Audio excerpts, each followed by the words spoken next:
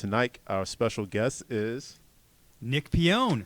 our very own. And as she arrived.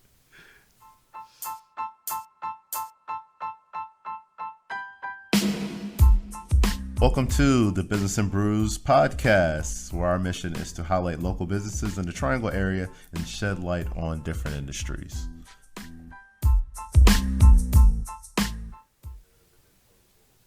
All right. And we're back on. Welcome back, guys. Back. Like I said, I'm Gavin Vincent. Wait a minute, where's Ron? Where'd he go? Here he is. There he is. Yeah. Hey, man, we missed you. I hadn't seen you in about 2 weeks. Yeah. Yeah. We did take last week off. So, Yeah. Nick and I swapped. Looks like your beard has a microphone tonight. Definitely. Nick and I swapped producer roles, but Nice. I wanted him up here. So, Nick, if you would, maybe we got some people watching that don't know who the hell you are. Who the heck I am? That's a deep question, right? I'm glad we're having a beer. This is only an hour show. I'd Nick. like to say who I am is a friend of both of you, right? Absolutely. Yeah. For sure. But I am the co-founder of Trek CBD. So we are sitting here in what we affectionately call the Trek CBD studios. My business partner is sitting in Nebraska right now. Trek, Scott, we miss you here in North Carolina. But we're about to open another store out there, which we'll probably talk about today. But that's who I am. I love our concept here. I love being a part of this show. I think you jokingly call me the producer. I'm really not. I just push 3 buttons. That's all I do. You guys are the creative geniuses here. But that's it. So that's who I am. Yeah, definitely. So I would like to cover real quick 2 things. Number one, that this is basically an extended version of the Afterbrews. So this is very rare. Because as everyone knows, the Afterbrews is normally something that's recorded that people don't get to experience. So tonight is going to be super relaxed. We got probably plenty of beer to go around. We've got Nick here, and Nick very passionately put my phone number up here. So what this is geared towards is for you. So Nick actually did this for you, so that you can text your questions in, because we're probably going to talk about everything. I know we're going to cover entrepreneurship. I know we got a new podcast coming out we're going to talk about. Yeah. Earlier, I had mentioned talking about flat Earth. It's a maybe. I don't know. It's up in the air. I think we need to go there. But, Who doesn't want to know more about flat Earth? But, hey, we're going to talk about everything. So if you have questions, once again, tonight is a very rare chance for you to actually text your questions in, and we'll answer them live on the air. But before we get started, let's recap our weeks really quick. Okay. Gavin, what have you been up to, man? I have been up to. I actually have a niece. I am an uncle for the first time. My brother and his wife had the baby last week or week before last. What was the second? Last week? Yeah, last week. So definitely very excited about that.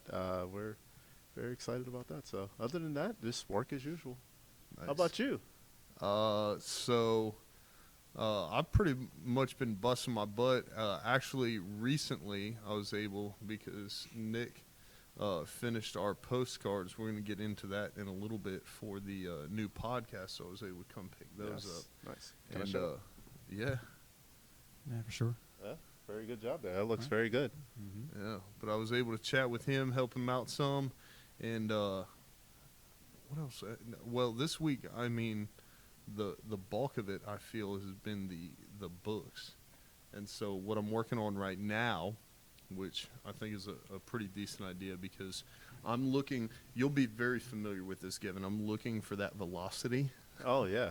Because space is becoming a very big issue. Yeah. And so there's a great possibility that I'm going to hold a sale, especially because I might be moving back into a storage unit again as I grow. Yeah. And I might hold a book sale in my yard, do a little marketing on the front end, like 30 days. That's a question. Is the flea market at the fairgrounds still open? I hadn't even thought about that. So it is, because I've been by there a couple of times. Last year, right around the time they were closing it down for the fair, I think, somebody else bought it.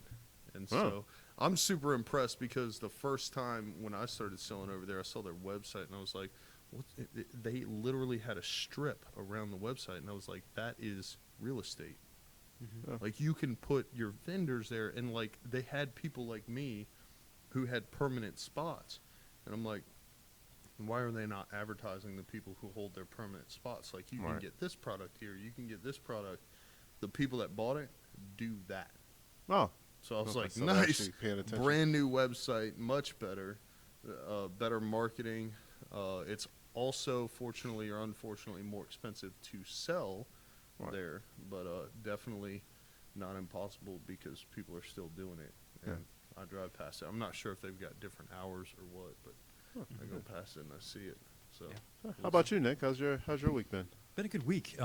It's a busy week. I'll be honest. We're like I talked about before. We're in the midst of an expansion right now, so we're looking at about 3 different stores opening up in the next probably 60 days. Wow. On top of that, we're also redesigning our website to create a better user experience. So it's a lot going on, but we love what we're doing. I mean, we just love helping people out. I mean, we get the chance every single day to help people that are looking to what we call stress less, right?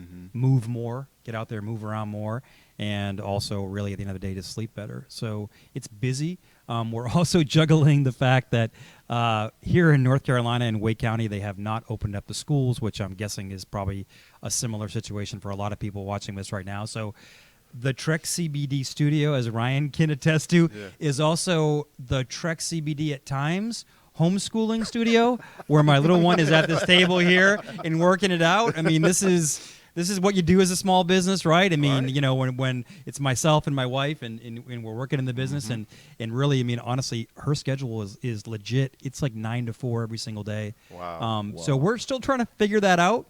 Anybody out there who is in a state where their kids are going to school, I envy you, really, and I'm hoping that we get here in North Carolina quickly before myself or my wife lose our mind. Either one. I But think that's after it. this whole thing is over with, I think the teachers are going to get a raise because Abs- parents are going to see how hard that job I'll be the is. first one to line up. Absolutely. Yeah.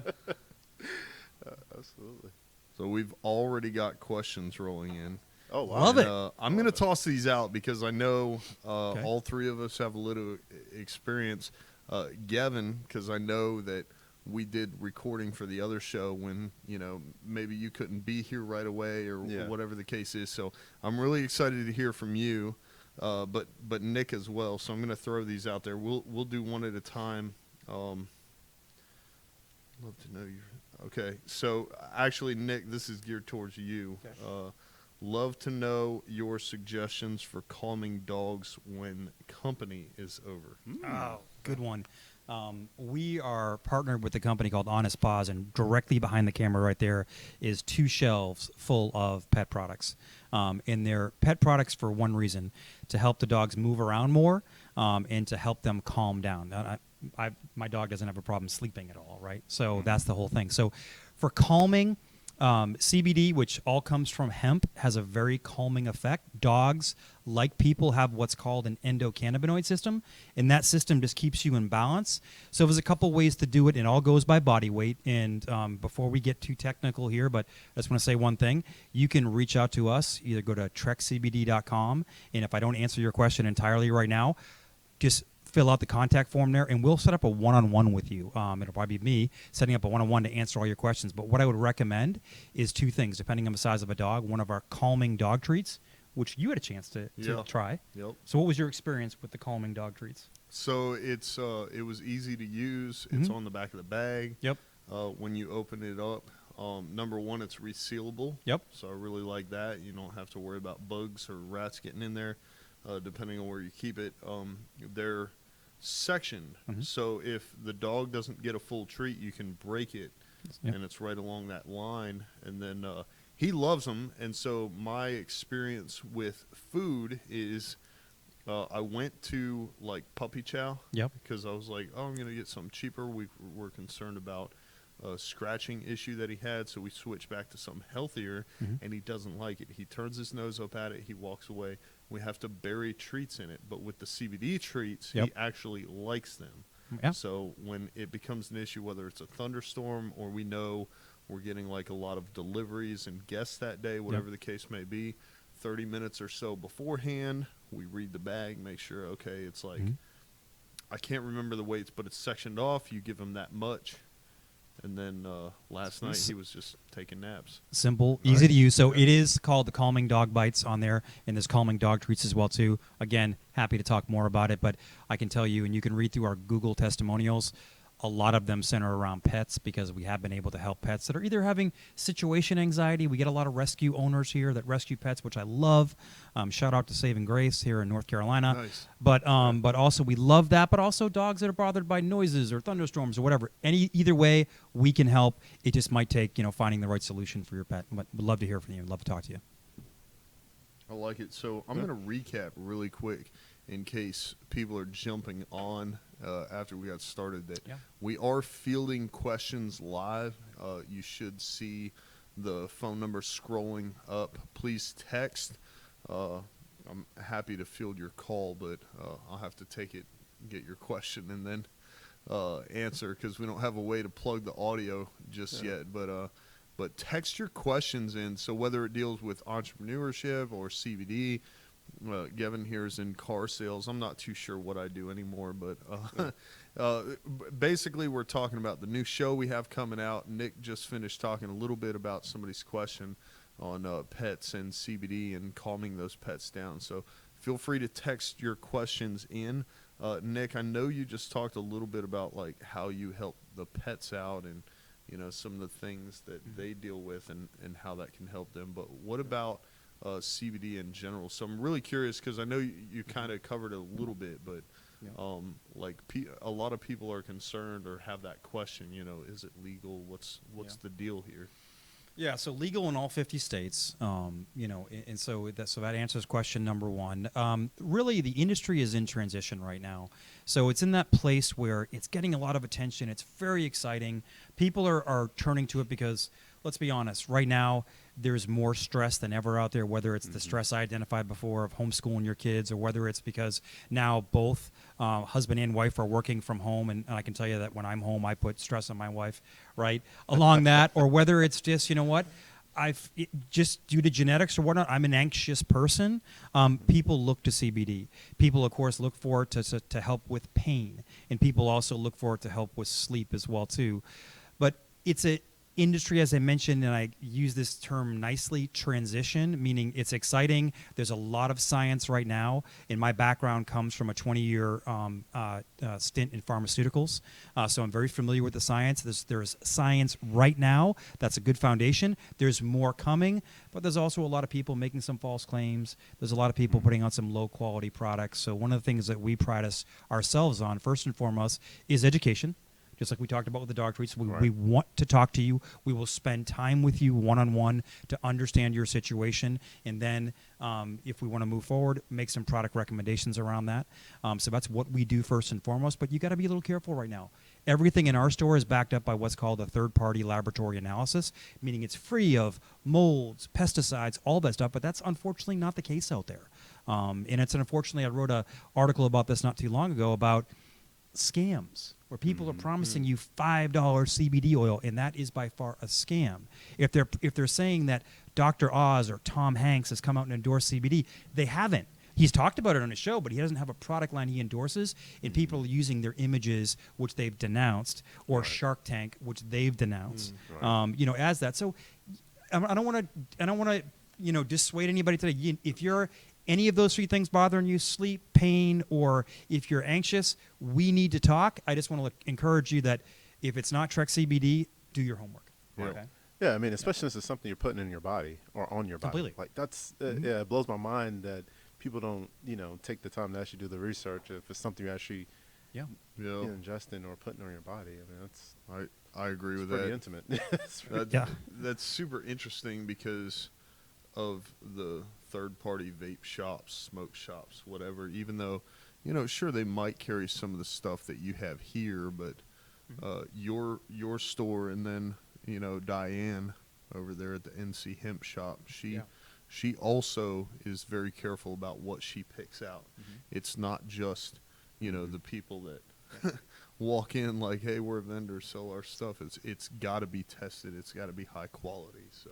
Yeah, and again, I think this category is going to evolve, right? And you're starting to see it come into places like big grocery stores and whatnot. And I think that's good. It's because for me, more people that are getting help, the better. But to be quite honest, if I've had people ask me, does that scare you as an entrepreneur, a small business owner? And I quite honestly say no, because there'll always be that market. But I stood at Wegmans one day when it opened, and 10 people would walk by and started asking questions to themselves, essentially, and no one was there to answer it. Right. So, hey, so that's where we want to stand out in this category, is we want to stand out from an education standpoint. Right. And that's, if you, again, look through our Google reviews, where we've been very humbled and very blessed to have connected with our guests around that. So I got another question. Wow, that's pretty good. I'm gonna start with you, Uh-oh. because this is a little bit more general. So I'm super excited about this one. Wow, I was gonna answer the dog one, but even though I don't have a dog or have a dog that needs CBD, but And I'm sure you do great, by the way, because you've been sitting around this long enough that you'd be great at it. Yeah. Just take a wild stab, right? Yeah. Okay, so Gavin, we'll start with you, and then we'll Sure. just go around the room. So Gavin, what made you want to become an entrepreneur, and what are your goals now? I think it's every entrepreneur has that aha moment. I mean, just similar to Nick. I mean, you come from working in a certain industry for so long, and then at a certain point, you get to the point where it's like you realize no matter what I do, I'm never going to be more than just an employee. I'm not going to have more of a stake in this than what the paycheck is, or what the salary is, or whatever they pay me. I'm never going to have equity. I'm never going to have some of the things that I want, and I can't pass those things along to generations to come after me. That was the thing that really resonated with me. And, it's just that satisfaction of knowing that, building something that is that I built from the ground up, and not just being plug and play, because long after I'm gone from whatever position I've been in, they're going to replace me with somebody else. So that's kind of my whole thing. Goals? Right now, my goals are to, we hadn't really talked about this, and, this is still in the works, but I actually want to own my own mortgage brokerage as well as my own real estate team. So that's what I'm working on in the background. So Nice. yeah. So. You mentioned you got a test coming up. Yeah. So hopefully knock that out of the park Tuesday. No pressure. It's just been freaking out for a month, but other than that, Studying. yeah. Okay. Yeah. Gotcha. Yeah. It's been a lot, but we'll get through it. That's life, right? Yeah. Yeah. I can only imagine. I'm a doer. Yeah. Well, that's good. That's good. I can only imagine. If I recall, when I met you, that's the first thing you said. He's like, I'm a doer. Somebody, because, we met at the Amazon meetup, so somebody there had identified me as such, and I kind of latched onto it, but it's absolutely true. Funny story, I actually talked to my older sister today, and she was talking about a time that I got a 0 on turning in an English paper. Okay. Like, I had to write in English paper and turn it in, and I got a 0 on it. How'd you get a 0? And, well, I'm about to get to that, allegedly. Allegedly. So her recollection of what took place was that I was questioned on why I got a 0, and I said I wrote the paper, but I didn't like, I wasn't happy with the quality of the product, so I didn't turn it in. Mm-hmm. Oh. There is absolutely no way that is true. Yeah. It's just not. Yeah. No. I know my personality. You know my personality. Yeah. I'm more likely to turn in something that I wrote an hour before that paper was due and turn it in and get a 10 than I am to turn in nothing because I was unhappy with the quality. Oh. Doer. Yeah. So all right, Nick, let's move on to you. So same question. So same. I think, Gavin, you and I are connected somehow, spirits, because I share the same entrepreneurial spirits and goals that you do. I want to create something. And as scary as that is, and you can probably attest to this as well too, but small business is exciting. But I've always been an entrepreneur. It's always been my drive, but I got sidetracked, I always say, for 20 years by working in the corporate world. And when you get in the corporate world, you get comfortable, right? Because you've got absolutely. all these resources. Like, And then you have other responsibilities like family and you and older it's I'm working like 5 days a week, and it's great, and have a great lifestyle and the whole thing. But you get comfortable in that. But the entrepreneurial fire was still burning inside me, so I decided after I'd left the corporate job about a year and a half ago that I was going to do something on my own. I didn't know quite yet it was going to be CBD. I wanted to stay in the natural wellness space around there, but did my due diligence, said this is where I want to be because I believe this is where we can help the most amount of people around this. But this is what drives me every single day. I mean, one of my goals, I know you're going to ask me what my goals is that to just keep learning. Yeah. And I feel like I've grown so much in the past year of doing this business because it challenges me in every single direction, but I want to keep growing. But also, to me, it's bigger than that. Obviously, our mission is bigger than just, personal growth. It's a part of it. But we want to literally transform this category from where it is now in a very uneducated, cowboy-like space right now to something that is not only mainstream, but is backed by science and is actually back in a place where you can get every single question answered and make the best decision for your health. And we're doing it now, and we're going to do more of it. But that's our goal. That's our mission, essentially, is to change around this. And it's a little bit more in detail when we write it down on paper. But that's the essence of it. But that's what keeps me going in this, and that's what I love about when we have conversations because every single one of us shares that same burning desire to go create something. It just may look different for you than it does for me than it does for you, right? And the crazy thing is, I mean, I just was listening to you, and it's funny how you said what you said. Not at any point did you mention money, and I didn't mention money either. No. It's more about value creation and actually providing value and building something. Yeah. You know what I mean? Like I think that a lot of times people get lost with entrepreneurs wanting to make a lot of money. I mean, money is a part of that. I mean, money is a tool, but I think that just the want and desire to build something and wanting to add value to the actual world and add value to people is I mean, that's one of those things that's overlooked whenever people think about entrepreneurs and entrepreneurship. Oh, yeah. I mean, we can talk for about 20 minutes about the conversation I had with my wife when, I had gone on a couple of job interviews after I left my last company, and I'm like, okay, here's the thing. Okay, it seems like more of the same I was doing before. We have a 17-year-old, 15-year-old, and a 7-year-old. Yeah. Guess what? I'm going to take a job that pays nothing, that challenges the heck out of me, and probably puts me to work 7 days a week. And we probably won't be taking a vacation for the next, year or so. Whatnot. But I mean, what do you think? And I'm like, what do you think? And I was like, but I mean, she's an amazing woman, and she just saw it and said, and especially because part of that vision was with her. When I sat down at my kitchen table or whatever it was, I think it might have been my office, and I did the old what they call the Ben Franklin, right? The pros and cons about getting a job, about starting a business. I mean, on the pro side of things for me was ability to work with my wife.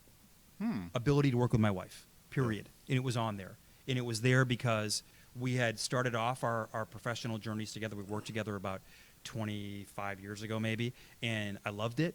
Obviously, then we went on different paths. She's been, running our household and working at the same time, and decided that I went the corporate route. But now an opportunity to not only kind of become a small business owner, but also do it with your wife. Yeah. It's amazing.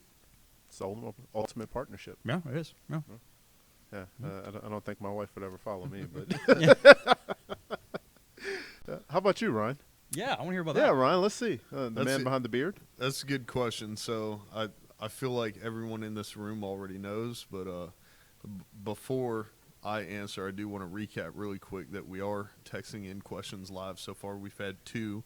Actually have a 3rd one in the chute. Oh, okay. Nice. So I'm pretty excited because we have questions live. This is fun. I did not plan for this. This was Nick's idea, and it is working phenomenally. So question number 2, just to recap really quick, was why did you want to be an entrepreneur and what are your goals now? And so I think me wanting to be an entrepreneur started back in 2012 to 2015, whether I realized it or not, when I discovered a guy named Gary Vaynerchuk. Who's that? So it's kind of like you talked about earlier, Gavin, because you were like, oh, you didn't mention money. You know, it's that freedom of time. It's that freedom of space. But really, me learning who Gary Vaynerchuk was and what he does, it's that giving back. So many other people who I could actually name that have given me inspiration and this kind of caveats into my goals as well to get on stage, to be able to give back. It doesn't matter if it's in the form of training or motivational speaking. It doesn't matter if it's an audience of 20 people or 20,000 people. I want that opportunity to get up there and give back, and that's one of my goals. But David Rendall, he's a local guy. I saw him live. I want to say it was in Atlanta, actually. But his motivational speaking is focused primarily on really taking your weaknesses and turning them into strengths. So that's pretty cool. I actually read his book. He's from Goldsboro, which is pretty cool because I think he spoke first, and then I got to see Les Brown live. Did you really? I've seen Les before. He's great. I've not seen him in person. Yep.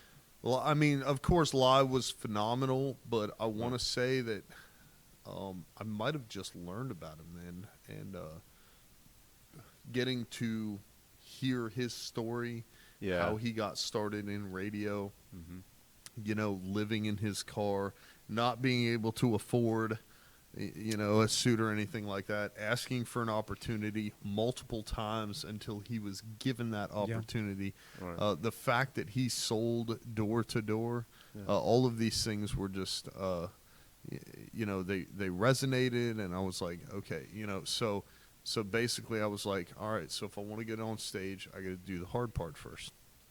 And in the military, we say embrace the suck.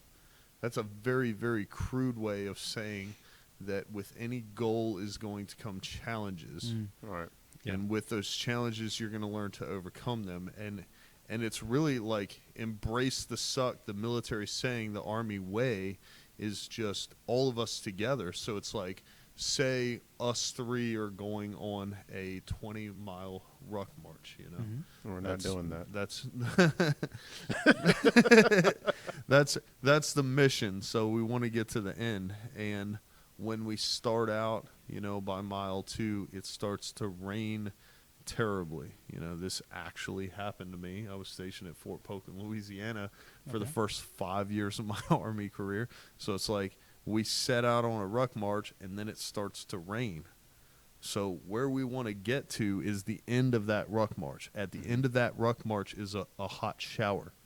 At the end of that ruck march is a cup of coffee. At the end of that ruck march is dry clothes. At the end of that ruck march is us going out to Chili's afterwards. But not the shower together, right? No. So at the end of that ruck march is... Thanks for the visual. Thanks. Instead of the shower, I was like, I want an independent shower. That's only basic It's a different training. podcast, by the way. But at the end of that ruck march is everything that we want to accomplish. Everything that gives us that warm and fuzzy feeling. Everybody knows what it's like to be in a cold, miserable situation and get that hot cup of coffee, and how that just soothes the soul overall. But the truth is, we're only on mile 2, and it just started raining. So it's like, hey, 20 miles isn't anything that we haven't done before. 30, 50, 80 pounds on our back isn't new. We did this in basic training. We're not deployed, so we're not getting shot at. It's raining, so we're a little bit wet, and we're supposed to pack dry socks. So the suck is the fact that for the next 18 miles, it's raining, possibly, and we just have to get through that. So let's just embrace it. Let's take a hold of what the current situation is and push through it, because we're not after mile 5. We're not after mile 15. We're not after mile 18. We're after mile 20. So we can take a shower, get in some dry clothes, and drink some coffee. Yeah. But I think then, and just to kind of resonate on that, the other thing that really drove me was, no matter what, time is going to pass. It's just a matter of what you do at that time. So, the thing that drives me crazy is regret. I don't want to regret anything when Yeah. it comes to, the end of my life. Like I want to say, if I wanted or thought about this or, think about pursuing something, Right. I want to make sure that I do that so I don't regret it later on. It's just like you said, embrace the suck because Yeah. no matter what, the time's going to pass. I mean, Yeah. There is. yeah. But I think so many great entrepreneurs, great leaders, their experience did start in a suck, right? I Yeah. know Les Brown's story very, very Yeah.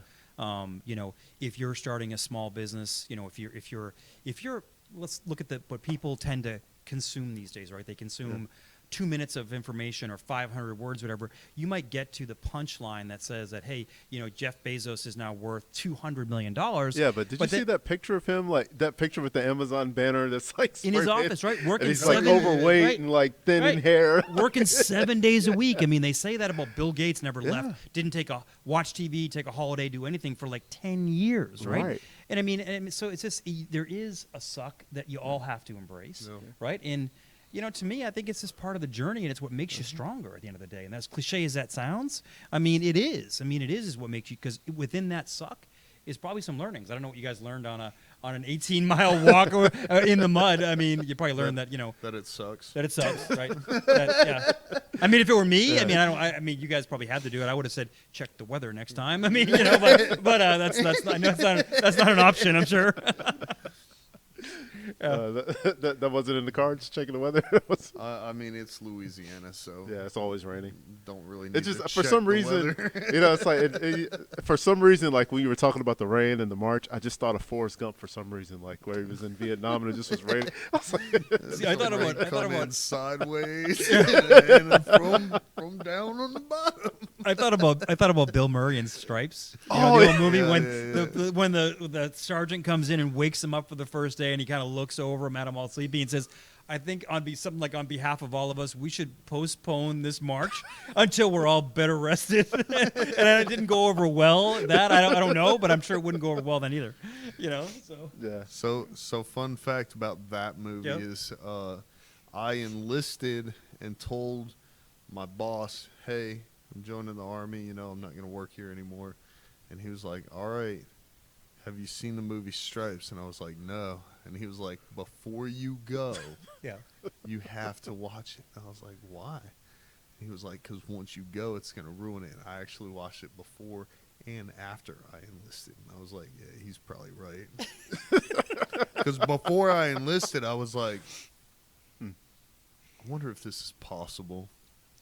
And after I enlisted, I was like, this is not even a little bit possible.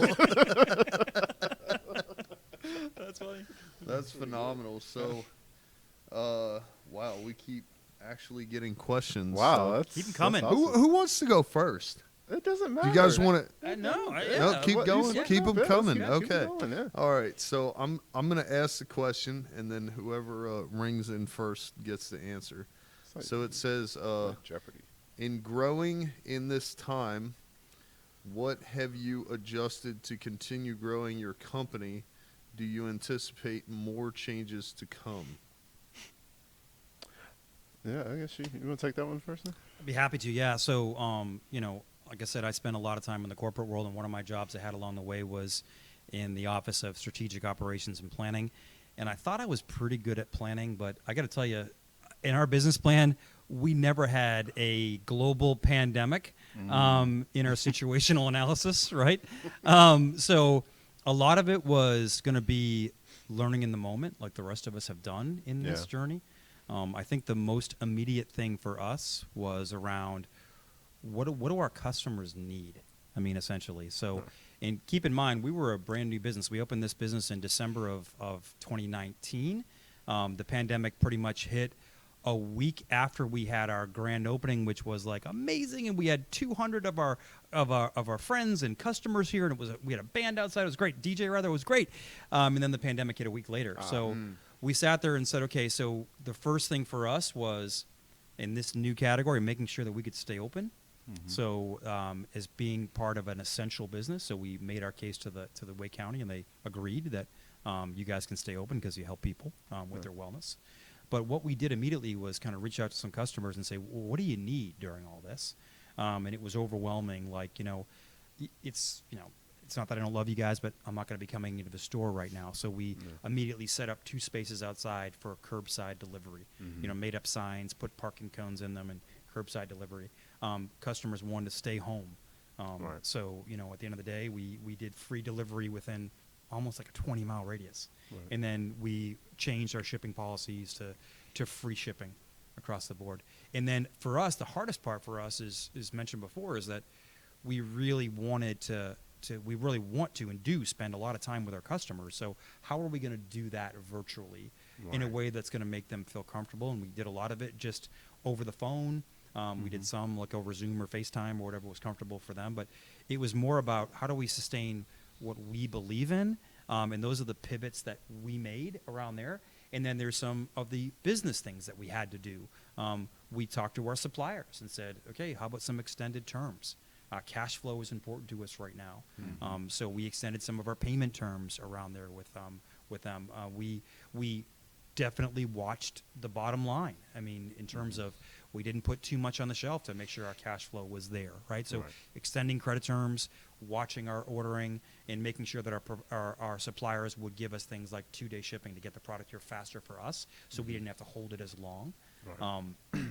And then simply it was just kind of, we did some surveys and reaching out to customers and seeing what's going to work for them. And we've been very fortunate because we got through the pandemic in a way that we saw our online sales go like this and our in-store sales go like this. And then after the pandemic, as you would imagine, a lot of people have stayed with, or I shouldn't say after the pandemic, but after the stay-at-home order, I should say, was in place. A lot of people stayed in that place of just ordering online, or in a lot of them, you know, selfishly came back into the store. And then, of course, I'm not going to bore you with the details, but we did everything in the store, social distance-wise, sanitizing, all that. So, I mean, we did all that. But the ones that felt comfortable coming back into the store, we made sure we had masks available for them, plenty of hand sanitizer in every place that you turned, and just made it a comfortable environment for them.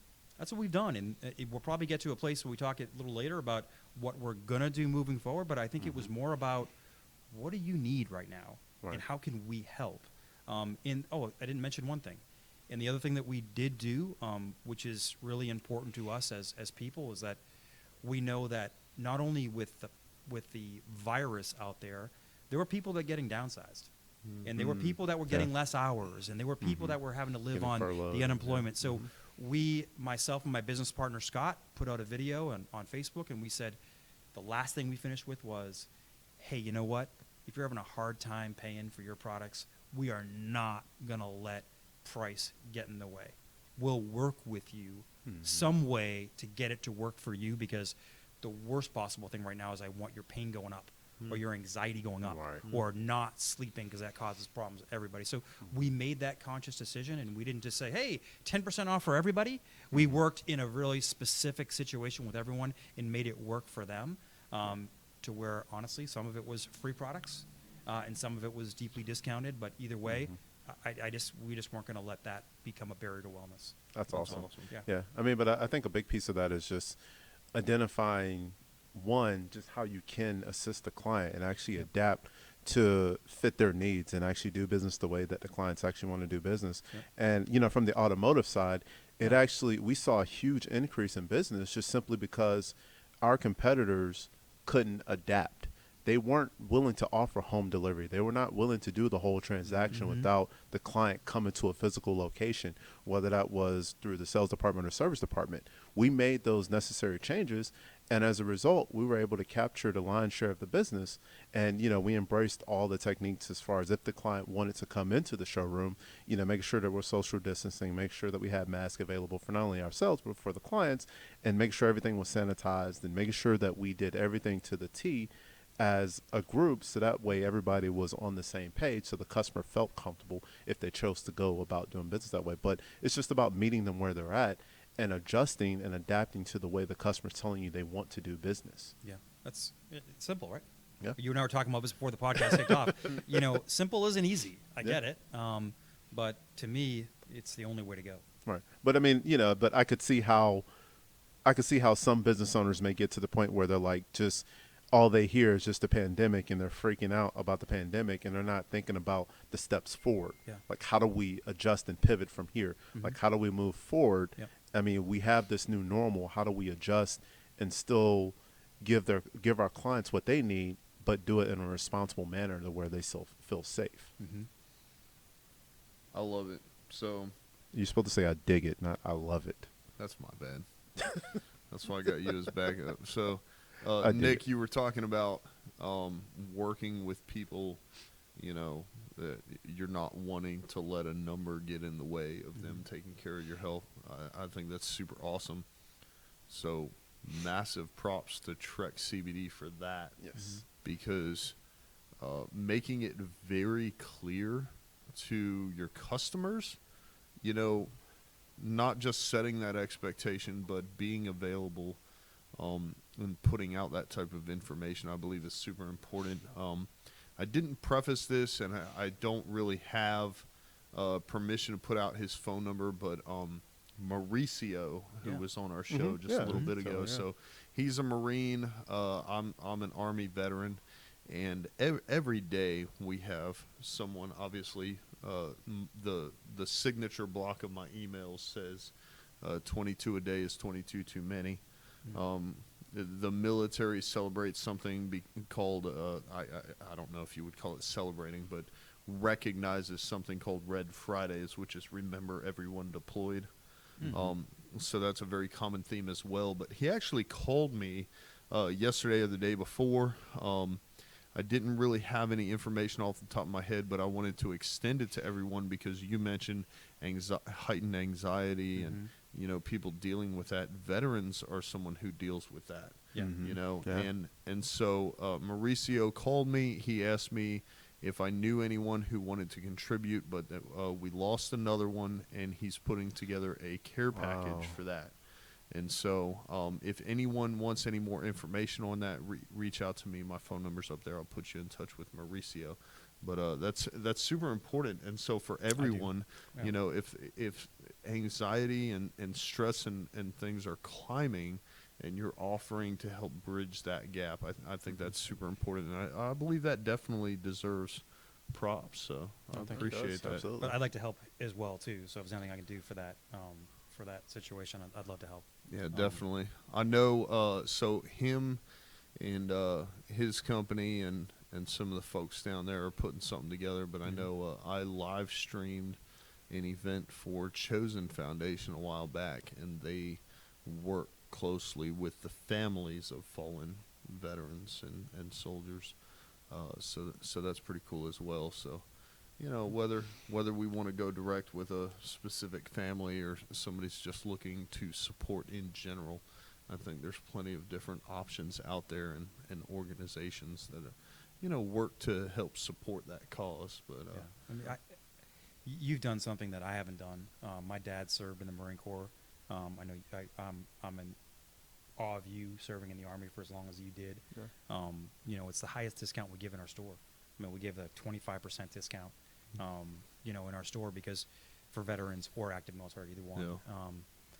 But either one, I mean, it's just I can't repay what you've done, enough. I mean, it's just, I've always kind of carried that on around with me. Like, I've had roles in my life where I traveled every single week, and I always remember to myself, and people say, "Oh, how do you do it? How do you go from Raleigh to California?" I'm like, I'm very fortunate to work for a big company. I'm staying in a really nice hotel tonight.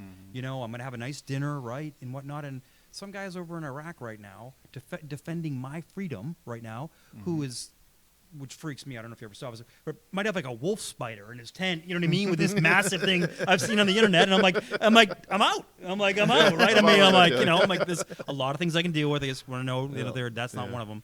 But I mean, that's that kind of. I can never repay that enough. So Scott and I, when we founded Trek CBD, said, how do we want to set up our discounting programs? That top is going to be here, right? Yeah. That's going to be that's going to be it because, you know what? It's never enough. Yeah, you're right. You're exactly right. And thank you again for your service, man. Yes, thank you.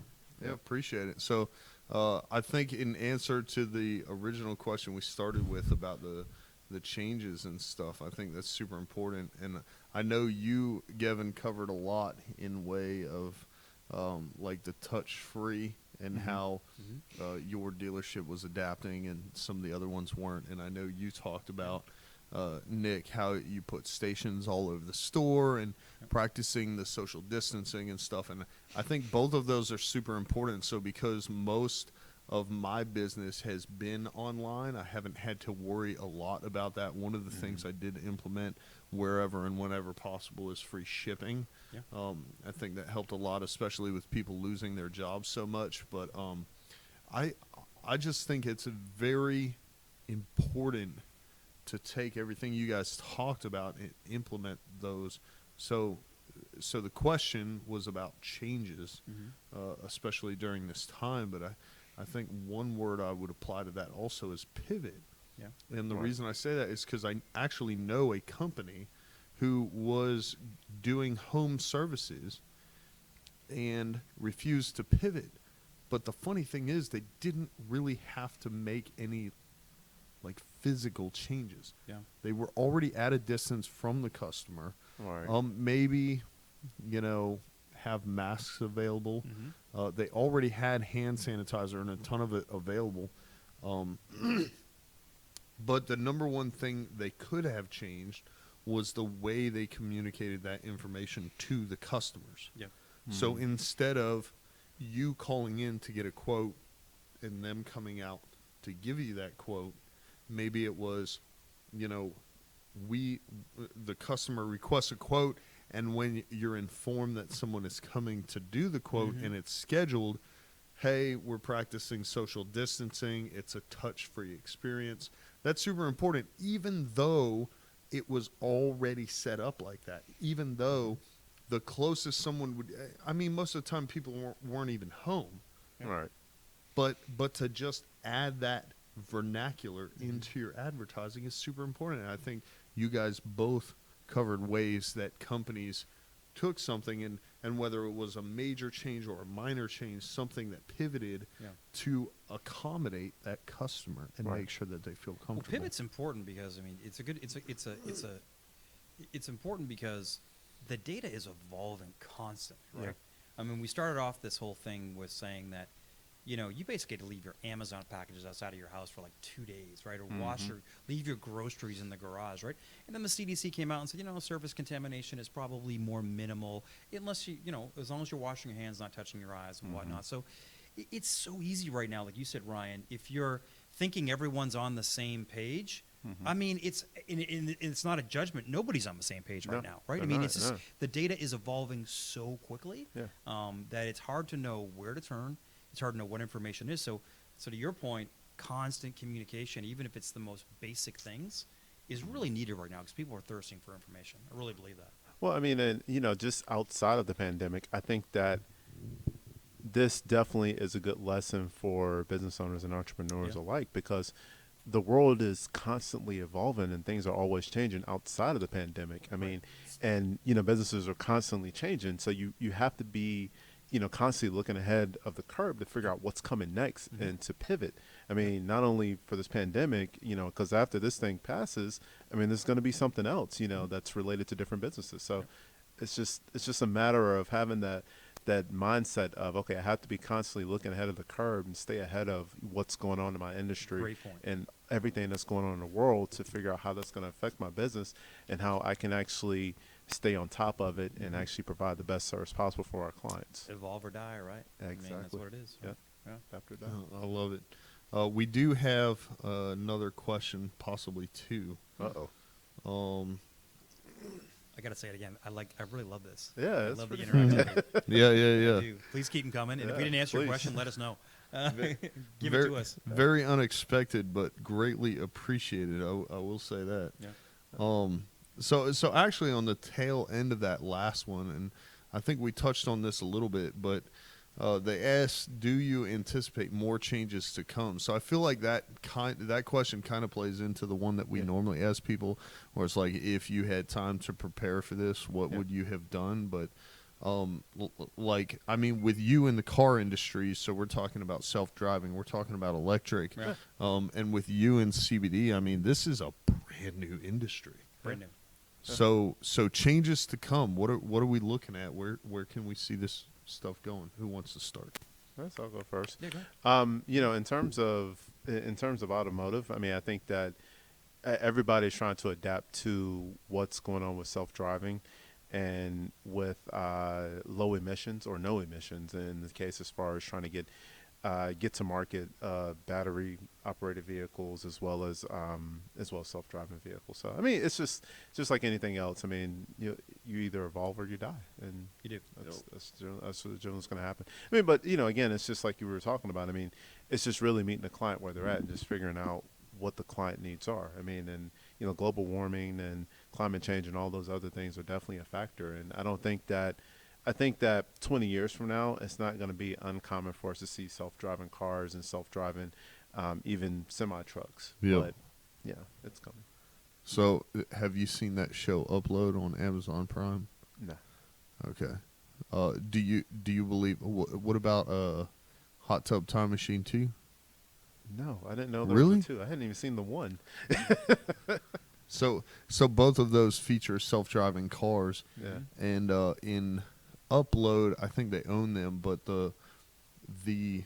I think the anticipation or whatever is that, or the expectation rather, is that with self-driving cars comes fewer car owners. Right. Because what's the point?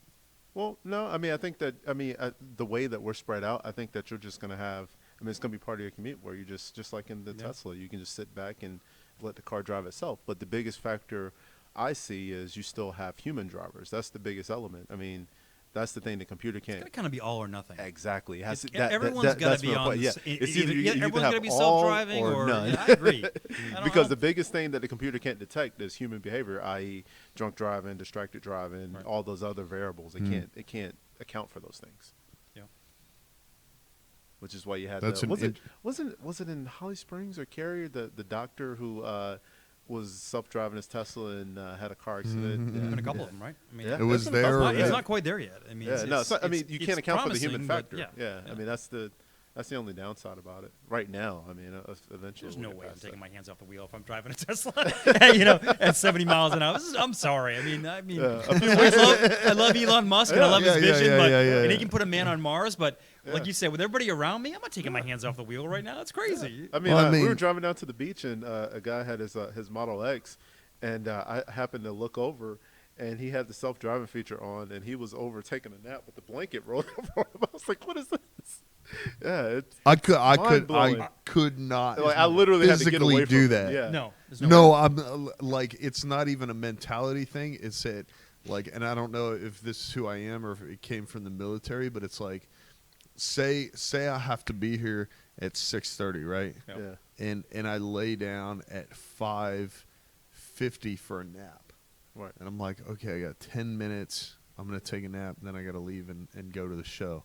I'll probably wake up every 30 seconds. Like I'm like, and my chest will be pounding. Like, I've done that before. Right. I've done it in the military. I've done it outside of the military. So if I'm in a car that's self-driving and I'm like, oh, this is pretty cool, I'm going to take a nap. Yeah. And I lay down, I would probably wake up with a heart attack every 5 minutes. Like, oh no, what's going on? Probably rightfully so, honestly. Yeah. Yeah, right. I mean, if you're smart. Yeah. Yeah. So I lost track. What were we talking about? The changes. The changes. Yeah. Anticipated. Yeah. Okay. So new industry with New CBD, industry. yeah. I think we set out with a change mindset from the get-go, meaning that for us, this was about being in the natural wellness space. The logo behind us is about a journey to wellness. So at the end of the day, we know people right now are on the path that I came from, the more pharmaceutically driven path. There's a lot of people that are on the more natural path already.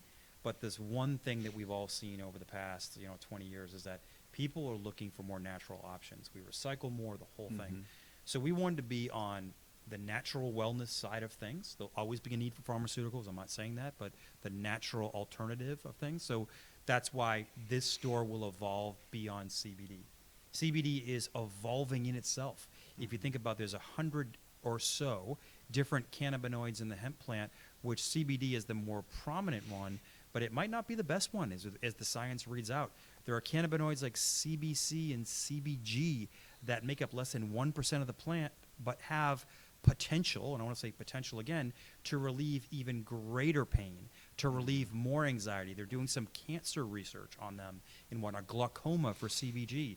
So all that being said, we developed a product, and we're only a few months old, right, that had high levels of CBC and CBG in it because we wanted to look further down the road than just what CBD was. So I can't tell you what it is now because I can tell you that a lot of this will come from our customers and how we pivot in terms of how we evolve, but we already have evolved in the first 9 months of our evolution, and we will continue to do that as we listen to our customers and learn more.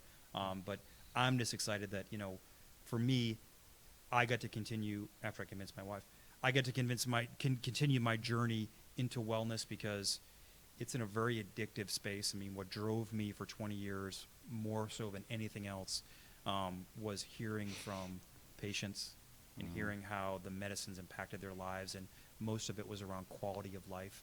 I dealt in the respiratory side of things, so the company I worked with had all respiratory medicines, people with COPD, people with asthma. But when you hear something like, I can walk to the mailbox now, which I couldn't do before your medicine, think about that. When you walk to the mailbox, I walk to the mailbox, you're like, wow, that's a real impact on their quality of life. Or I can play golf now, I can play with the grandkids, whatever it is, right?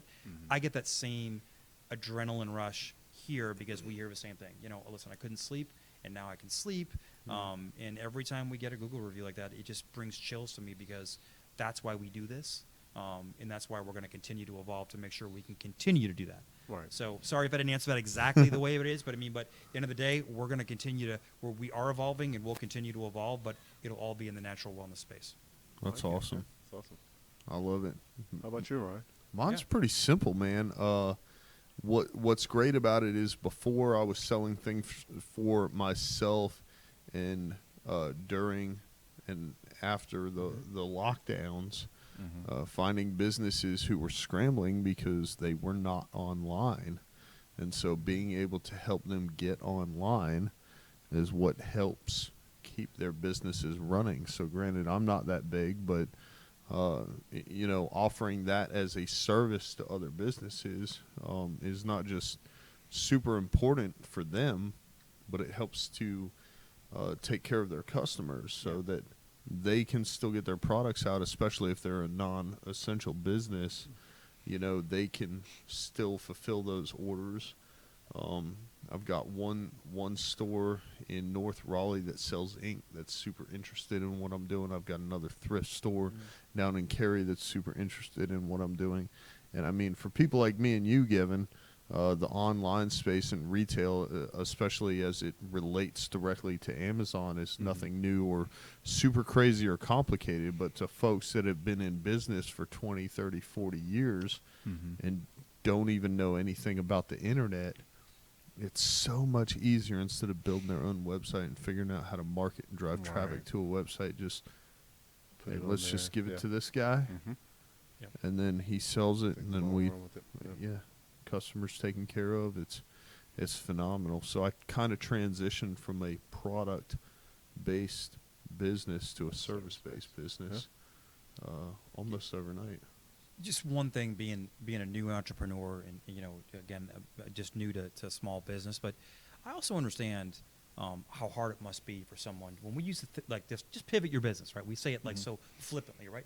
Pivot your business, right? And the example that comes to me is that I started my career in restaurants going back 30 years ago, right?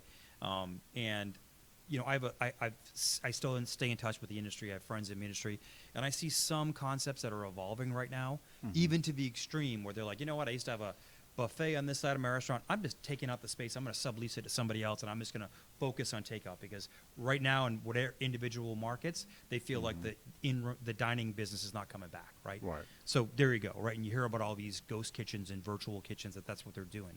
So that's easy because they're on that mindset. But I can also sit there and say and empathize with the fact that if you've owned a restaurant, and I'll use the example there, for 20 years, and you had this thriving business, right, before COVID-19, it can be hard to come to grips with this term pivot and to say, you know what, I'm just going to change my concept. You know what I mean? Because a lot of that means you got to change your food and everything else because your food might not travel well, whatever. You got to change what you believe got you here is not going to get you there, essentially. So I just want to say that with all reverence, and that is part of the podcast that you and I are doing around this, but it's also part of what drives me, and sincerely to anybody in this audience tonight, you can find me through contact at Trek CBD. But if you've got a business that you're struggling with pivoting or whatnot, you want to just kind of toss around some ideas, I'd love to talk to you, right? Because I want to see everyone out there be successful at the end of the day. But I just want to say that with the reverence part, to say it's not easy, man. It's easy for me. I've been in business for 9 months. I can pivot all I want, right? I mean, but I don't have that emotional connection to something like a brand that you've spent sweat and tears building, that now you're being told you got to pivot, quote unquote, to change it. It's not easy. I mean, change is never easy. I mean, never. So we still have the questions rolling in. Awesome. Nice. Before we continue, is one of them that my glass is empty, or is that not one of them? I mean, you can refill it. Okay, do you need one of This these? is literally our show. Like, we can do whatever we want. Okay. I promise. Okay, that's good. I'm gonna pivot and do this. You know how that works. He got it. He got it. Thank I was worried for a second, but no, I'm not. Before we get there, if there's anyone watching, not too sure what's going on, we're answering questions live.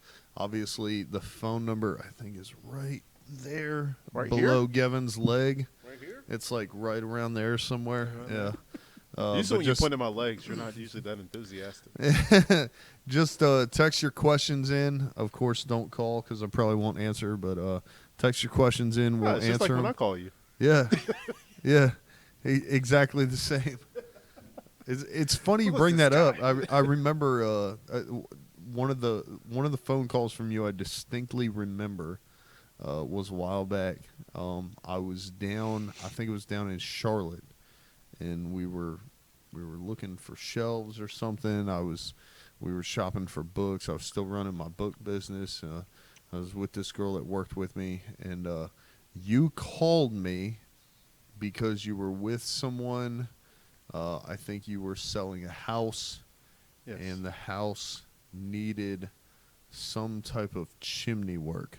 Yes, yeah, I remember that. Yeah, isn't that funny? Yeah, that's pretty. Like funny, now, we pretty much just text each other. But the last phone call I remember from you, it was the house I was actually selling. That didn't have to do with the show. Very cool. Wow. Yeah, very cool. It was crazy, and I was like, "That's interesting." I mean, that's one thing I like about Gavin is he's like, "Who do I know that knows this thing?" Yeah. And then call them and figure it out overall. Yeah, I'd much rather give that money to somebody I know versus somebody I don't know. Yeah, definitely. So we talked about pivoting. The last question dealt a lot with changes. Let's see, where else are we now? I have so I talked about embracing the suck with the military. So it says those that are listening or that will listen. Okay, so future audience as well. Right. Is there something you do to get others on the same mentality or towards the same mentality? So I think all three of us have a different interpretation of that. Right. It sounds like you're trying to. Are you talking about in terms like of getting the team all on the same page? Yeah, basically. So one of the next questions deals with kind of recruiting and retention, in a sense. But embrace the suck. So what do you guys do? Because I know you manage a team, and I know you're definitely looking at growing very fast. Yep. So what do you guys do to kind of take that concept, regurgitate it to your team and get everyone on the same page as far as like buy-in as well? Absolutely. Yeah, I think the first thing is clarity. Like, I mean, you have to have clarity in your vision for what you want and how you want it to look. And then from that point, you can actually communicate that vision to your actual team.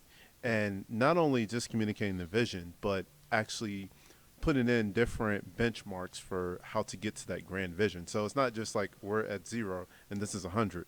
How do we get from 0 to 100? Like there have to be different benchmarks along the way to know like where we're actually going. And then you have to actually be, I wouldn't say relentless, but you have to be thorough in the follow up and follow through. So if there's ever something that's not in line with the vision that you're chasing, you have to make sure that you can kind of get everybody back on track.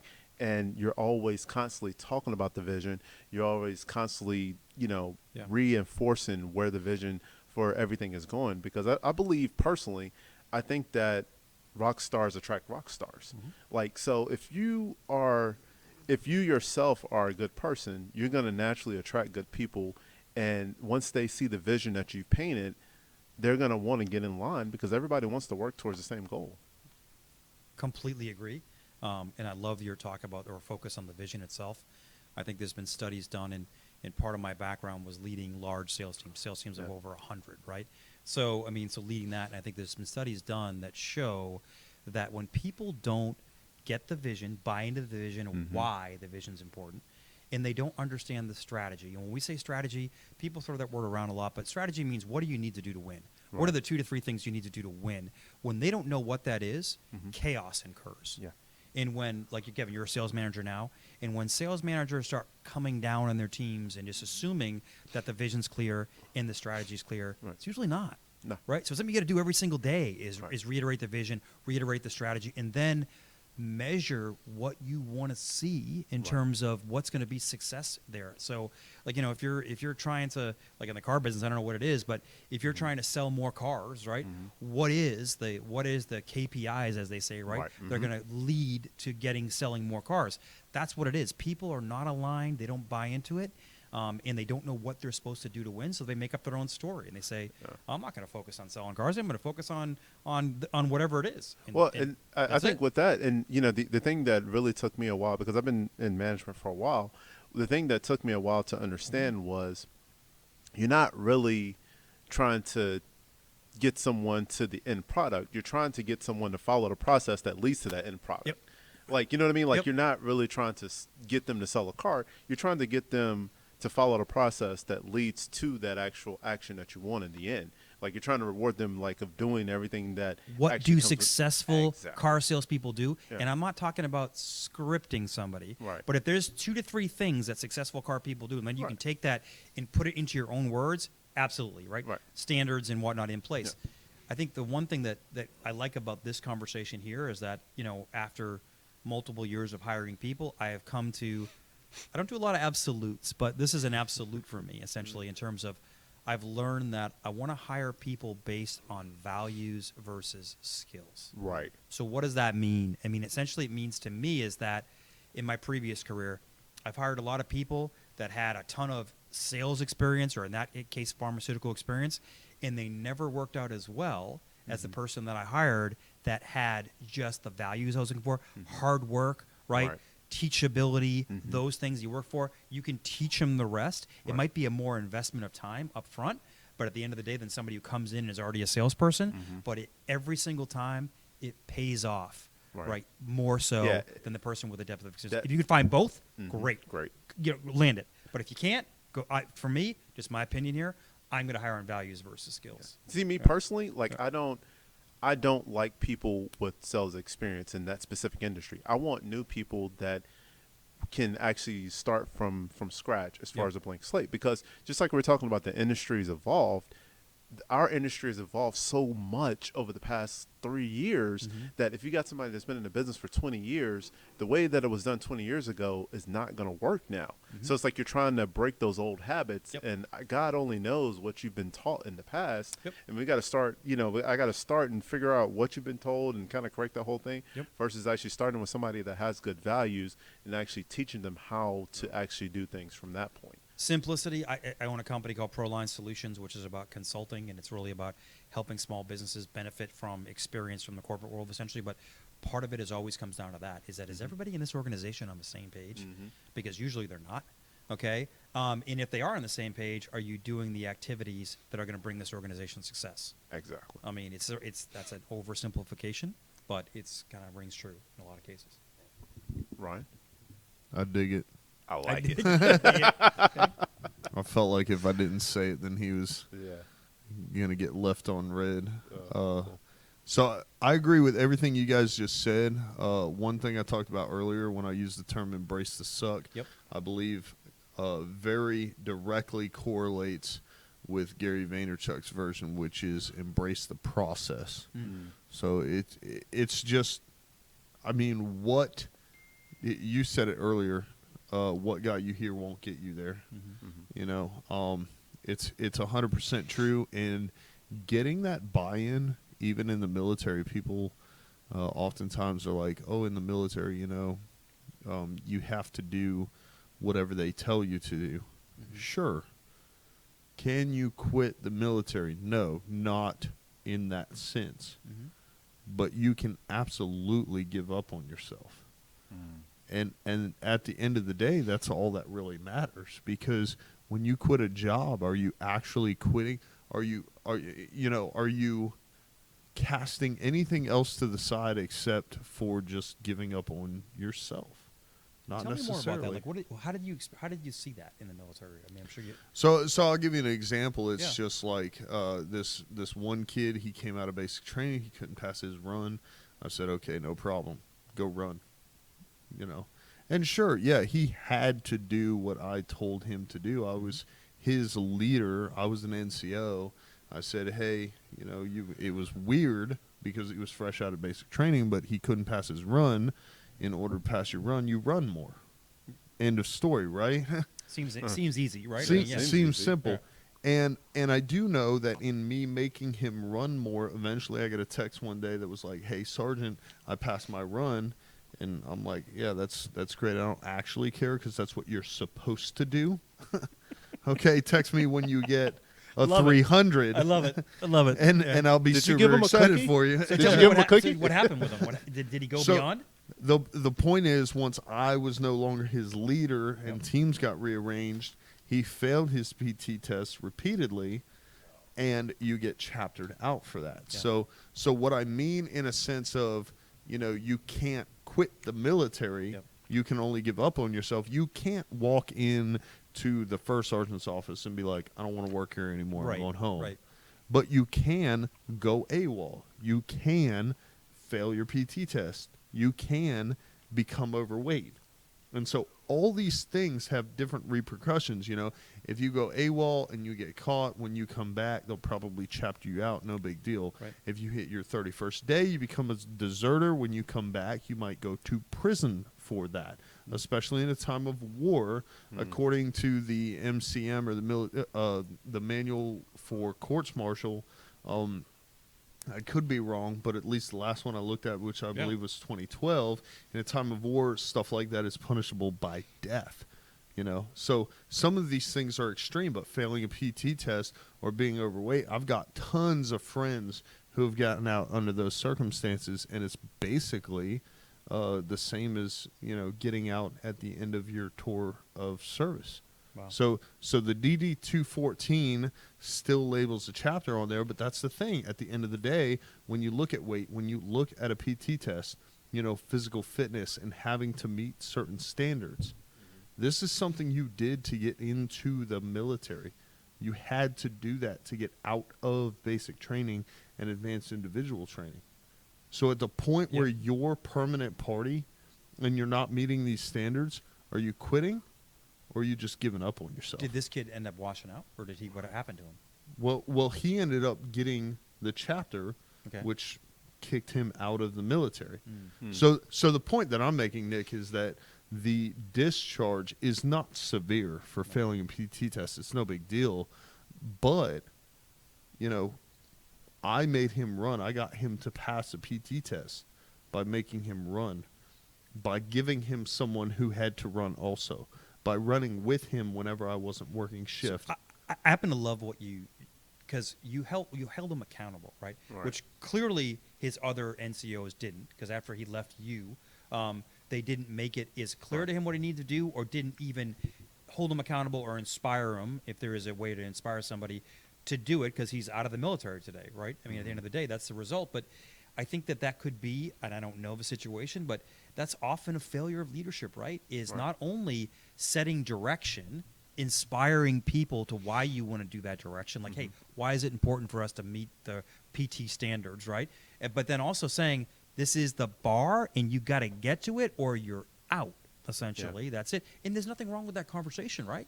There's nothing wrong. You have to have expectations. Well, and I think it just goes back to not only do as I say, but just walking the walk. I mean, like, probably one of the greatest leaders I've ever worked for, he would literally walk, like he would park his vehicle at the back of the actual the store. Yep. He would walk through every single department every morning he came in Yep. and spoke to every single employee, which was about I don't know, 80 people, Yeah. 80, 90 people. Yeah. Well, not a small task. Right. I mean, he literally could have just parked in, his parking that's a spot lead from and the walked front right kind of into- guy. Yeah, that's awesome. I mean, but that's literally, that's the difference. I mean, it's not only, hey, do as I say, but no, I'm in this with you, and Yep. I appreciate you being on my team. It's Love it. yeah. And I think that, looking back, as much as I would love to take credit for that leadership, at times I felt I wasn't, primarily because we had to work shift. So sometimes I was having him run when I wasn't able to be there with him. Yep. And maybe I could swing by and check because I was working shift. We had patrol cars. But the I thing could was, swing by. you cared enough to tell him to run. Yeah. Yeah. You see what I'm saying? I mean, like, instead of just letting him fail and not telling him what to do and not giving him any direction, be like, oh, well, if he does, he doesn't. If he doesn't, if he does, he does. Kind of thing. You actually cared enough to say, hey, if you're gonna pass this, you need to do X, Y, Z. No. Yeah, And- that's the difference. It's just a matter of caring. And I think that in that kid's specific situation where I got the approach to that type of leadership, especially with the PT test, is my driver in Iraq. Phenomenal guy. I love this guy to death. Like, he's still down in Texas. Mm-hmm. I visit him whenever I can. Man, I love that guy. We went to go see him when I was down in Texas. He took us to some restaurants, and he takes pride in the fact that he is now a fat old guy. But he's probably shoot. I don't know off the top of my head. I want to say he's at least 15 years older than me. I was the youngest person on my team when I deployed, which was funny because my driver and my gunner were my subordinates. But but I was the youngest person on my team. Guy. But he dealt with some similar challenges. So in a deployed environment, it is not as serious. Even though you could still face repercussions for not passing your PT test, we're already in Iraq. It's cheaper, easier, better, more efficient to keep that person in that role. Right. And so we would go to the gym, and he couldn't pass his run. I mean, I think when we deployed, he was probably close to 40. I was 20 years old when I deployed. Yeah. So, getting him in the gym, getting him on the treadmill. And I asked my platoon sergeant, and I was like, this is really difficult. Like, I struggle with my run because I am not fast. Well, how am I supposed to coach him and get him to where he can run and still keep myself where I can run as well? And he was like, oh, that's easy. You just got to do it twice. I was like, what? You said it's easy. I got to do it twice. He was like, yeah, you go do PT for you, and then you go do PT with him too. And I was like, fuck, man. The burden of leadership, right? Yeah, There you go, but right? he was exactly right. Yeah. And so I would wake up early. I would go to the gym. I would put in my workout. Mm-hmm. And then after work, I would be like, hey, come on, man, we're going to the gym. And then sometimes it was literally me just standing beside the treadmill and saying, okay, you can handle this. All right, let's up it a little bit. All right, and I would push the controls. And I would be like, all you got to do is focus on running. I mean, he passed. I went to Germany before I saw real positive results. I think he just reached the end of his contract and decided not to re-enlist. But I was super proud of that guy. You should be, awesome. yeah. Being Being up there and not a PT stud, definitely looking for that moment where he could go in and relax, but putting in that effort and really dedicating himself. So I think that's where I got the approach that I got where I applied at Fort Hood. But I mean, at the end of the day, when you look at it, like, the military is very similar to business in a sense that it's like, in order to accomplish your goal, you have to check these boxes, A, B, C. One of those boxes is PT. And so I was like, all right, that is the suck. Yep. That is the suck, and we're going to embrace it. And it's like, at the end of the day, it's like, why? And it's like, all right, Well, every morning you wake up, we have to go do PT. Once every 6 months, we have to take a PT test. That's in the morning. At the end of that PT test determines if you're going to go back to your room and not have to worry about anything, get enrolled in the extra PT program, okay, or lose your job, okay. Pretty clear, though. Yeah. Yeah. Those are the 3 things you have to think about. Which one would you prefer? I would prefer to go back to my room and play video games and eat food and hang out with my friends and screw off on the weekend. Yeah. You know, that's my preference. That's your preference. Right. That's everyone's preference. Yeah. So in order to get there, all we got to do is pass. What do we got to do to pass? I suck at running, pretty slow. Just got to run a little bit more. All right, let's go. Embrace and suck. So very challenging, I would say, at this point. If I could go back and do it all again, I've learned so much over the past 15 years in a leadership sense where it's like if I could apply some of the same concepts I know now to that exact same situation, I believe I would be even more successful. But at the time, it was pretty simple. You want to go out on the weekend, drink beer with your friends, go pass your PT test. But to me, what you're saying, though, is embracing the suck is so much better when you have somebody that is there to coach you. Ultimately, you believed in him or you wouldn't be investing that time. Right. And that's who people follow, is leaders that believe in them, essentially, right? But also have, to me, the best coaches are always the ones that have clear expectations and sometimes hard expectations. You know what I mean? So I think Ryan, I think you can go back and second guess it all you want, but man, you had a huge impact there, and I can tell it's because your passion was there to want him to succeed. That's what I take away from the story. Definitely. Definitely. I dig it. He digs it. He digs it. I dig it. What else we got coming in? So Nick, that's a really good question, man. I've got a few more, but I think a lot of these kind of center around what we're working on. So, maybe even if just briefly, you want to talk about our new podcast. Yeah, we were all sitting around here brainstorming one day, and we certainly know that things aren't easy out there right now, but we also know that, this is a great time to start a business.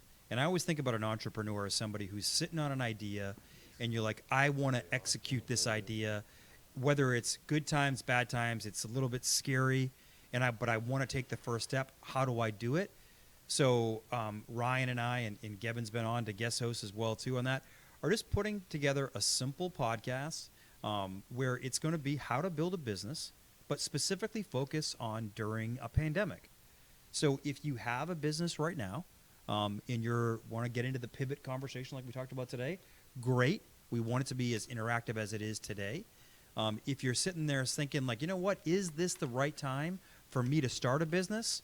I want to hear a little bit more about what it's going to take, then great, listen to the podcast because we're going to go through the fundamentals, right, Ryan? I mean, we're going to talk a lot about the fundamentals, everything from business planning, right, to customer insights, to putting together a business plan, to attracting money, basically, right? Whether it's investors, loans, out of your back pocket, doesn't matter. But we're going to walk through all those steps, and it's specifically designed not to be the nitty gritty. We're going to give you the color commentary, the behind the scenes look about what it really means as an entrepreneur, because there's a lot of websites you can go out there and you can go to the SBA website and say, how do I write a business plan? That's not what this podcast is about, but we're going to make it fun, right? We're going to make it a lot of fun. We really want it to be interactive. We're going to bring in different guests along the way to help you either launch your business or to help you sustain your business during this time. Again, it's an awesome time. It really is. We're right now, Trek CBD is about to add 3 more stores. And that is scary. Yeah. It is scary, but as an entrepreneur, we see an opportunity here, and that's what we're going to do. So let's talk about that. If you're thinking about expanding, let's talk about that. What did I miss? No, that pretty much hits the nail on the head. Gavin and I were just admiring the graphics. I really love it because it's almost, zombie movie-esque. Yeah. We can. You probably can't see this on camera, but I mean, it's really small. But we'll get you the image. But We took an image of Raleigh basically, and we tinted Yep. it in red, and we put some kind of block letters on the top of it of pandemic and whatnot. And it's done with, you know, we like to have fun, right? All of Yep. us. I mean, every podcast is about drinking beer, right? So Yep. how can you not have fun with this? But we also want it to be fun, though. But we also want it to come from the heart, in terms of the fact that we want to help people succeed. Yeah. Period. Period. That's what this is about. We want to help people succeed. I love it.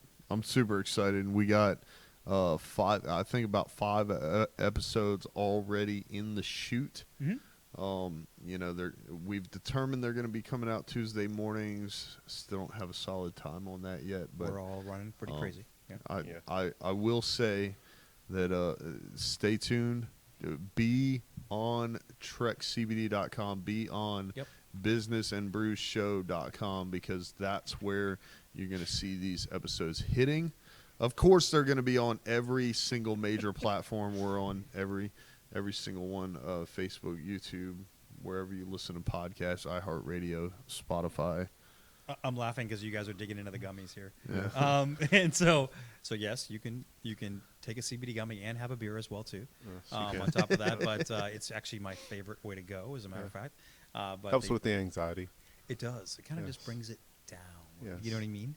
Yeah, I have this phobia of beards, so you know, You've done amazingly well, though. yes, I You know. really have. It's the gummies. I'm super impressed. You want to share your phobias too? I shared mine. Mine's wolf spiders, obviously. Yeah, so I mean, that's that's one thing. No, okay. Nope. Nope. I don't have any. Okay. I'm afraid of the dark. That's about it. Huh? It's a lie. I'm not afraid of it. You're not afraid of the dark. I have a hard time believing that one. So our next one, Yes. this is pretty exciting, because it deals with all of us. It says Trek CBD has been great for the growth of both Trek CBD and Business and Brews. Oh, wow. Thank you. Yeah, Where do wow. we see ourselves in 5 years, Mm-hmm. and what are we drinking? Oh, good wow. one. That We is a didn't great do that one. Oh. up front. Yeah, I mean, Afterbrews, like we get to do Afterbrews. whatever we want. Yeah, that's right. I love it. Going back to an old favorite, and if my cousin Dawn is listening right now, apparently you can't get it in Vermont, but Yinling Really? Lager is one of my old go-tos. I'm a big lager guy. Mm-hmm. I like to mix in all the beers, but Yinling Lager, it's one of the old favorites. Yeah. Old Faithful. What am I drinking? I'm drinking the same thing you're drinking, right? Yep, Bold Rock Bold Rock. pineapple. Pineapple. But you started off with, what did you start off with, I Kevin? started off with what's this? The Highland Brewing AVL IPA. Cool. It's a tropical juicy citrus IPA. Ooh. Yeah. Well, you've been in the tropical theme all night then. There you go. All right. All I'm missing is a Hawaiian shirt. We'll get you one. All right. That's Who says I probably- don't have one already? Probably the most. I wouldn't be surprised. You wouldn't be surprised, really? You have a kid. It's a dad shirt. Yeah. Yeah. I'm still trying to get rid of this dad bod, but you know that's a whole nother subject. Embrace the suck. Embrace the suck. Yeah, embrace all I the gotta suck. say. Yeah. But so I am enjoying the dad jokes, so So- that's completely. that's a good What's part. what's your best one? Whenever somebody says they're running somewhere, I'm like, hey, why don't Yeah. you just take your car? Yeah, What'd you I drive? think my go-to is always, and it works equally as frustrating. My 17, 15, and 7-year-old is more around, Dad, I'm hungry, or Dad, I'm bored. I'm like, hey, I'm Daddy. You know what I mean? It's like, it's so corny. It's so corny, but That's pretty every good. time they're like, Dad, Dad. Yes. So, yeah, Yeah. that's just my go-to. Well, you have Nugget at home, so what's your favorite dad joke? I like to tell dad jokes. Yeah. Sometimes he laughs. Yeah. That's awesome. Yeah, The dogs that is will laugh. pretty- That's yeah. great. I mean, that's Yeah, if you got a dog laughing, you're pretty good. You're pretty connecting funny. on a whole yeah. different level. Yeah. I Wow. feel like my timing is off on that, but we'll address that. Yeah. So part of the question was, where do we see ourselves in 5 years? I mean, personally, with the Business and Brews show, Yeah. our focus is local. So our focus is local Yeah. businesses. Our focus is local breweries. So even, me personally, I love to sit around and talk. If I could get paid to sit around and talk all day, I would important. probably do that. Right. So I love sitting around and talking. In 5 years, to have some breweries sponsoring, so maybe that's one less errand we have to run before the show. We Yep. already have the beer, so that would be good. And then, we're already working on another podcast, Yeah. but to just have maybe one more live segment, even if it's on a different day of the week, even if it's at a different location. I would just love the opportunity. Then we would have 3, I think that might be 4 shows altogether, because we have Business and Brews, Afterbrews, pandemic show. Pandemic. But I guess that's just a series though, right? So I guess we're gonna have to change it up a little bit after the We'll figure out something. yeah. And then we could do Wednesday night with, I don't know, something with, Hump Day with Ryan. that's all right. Look at Hump that. Day with the I like beard, that. yeah, I think you hump day. branding that already. That's great. Yeah, Yeah. Hump Day with the beard. Just something where it's like one additional segment. Yep. Obviously, our goal is to provide that value. I don't Yeah. really know how we would go about that, since that's pretty much what we do Sunday nights. Maybe book an extra guest. Yeah. But that's where I see us in 5 years. But Gavin, this was your idea, so I want to hear your 5-year My 5-year? goal. Honestly, I think in 5 years, I mean, I definitely want to see our partnership with Nick grow. Of Yeah. course, he'll be at 50 stores by that point, 50 locations. So maybe we'll make a couple trips out west and to the Midwest to We'll visit build some a of real those stores. We'll build a But, real studio for you guys. Yeah. Oh, man, Yeah. go out there and see Scott. Yeah, Yeah, to we see Scott. completely- Yeah, yeah. man. What's up, man? Yeah. I mean, I definitely want to, feature more small businesses and, medium and large businesses in the Triangle area. I mean, I'm from here, so I have a passion for this area. We are entrepreneurs, so I definitely have a passion for business owners. So, Yeah.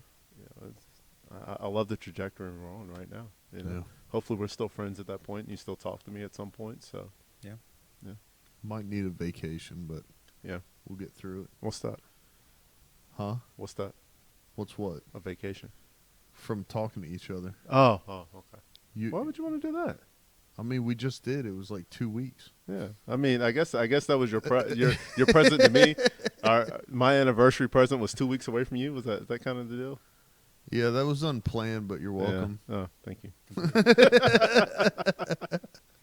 What about you, Nick? Trek CBD, 50 stores is the expectation now. So So we're going to be somewhere between 4 and 50. Let's put it that way. But it is about the strategy, right? About helping people. Yeah. So we're going to do it in a way that continues to grow our retail presence. We have an online presence as well too, but we really believe in the education part. So we believe in the in-store experience, and we didn't even talk about this tonight, but we just believe in just creating an exceptional customer experience where a lot of our reviews just talk about how people are treated. We want to bring it back, basically, where we walk up to the front door and meet you at the door. We walk you out at the end. There's no amount of time I don't love to spend with my customers.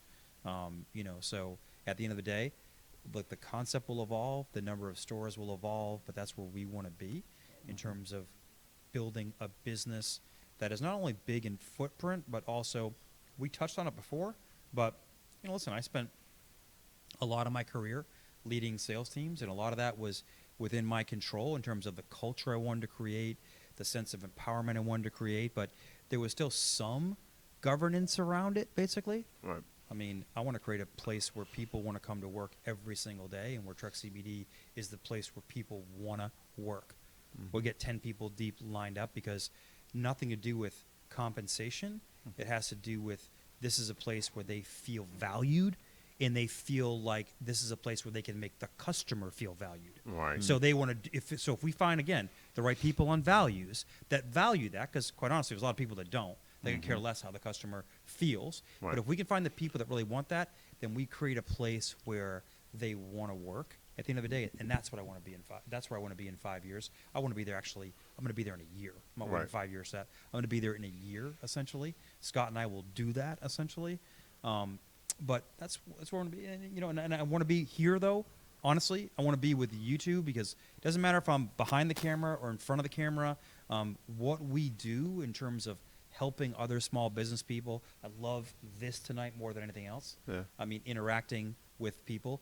I want to be a part of this. Yeah.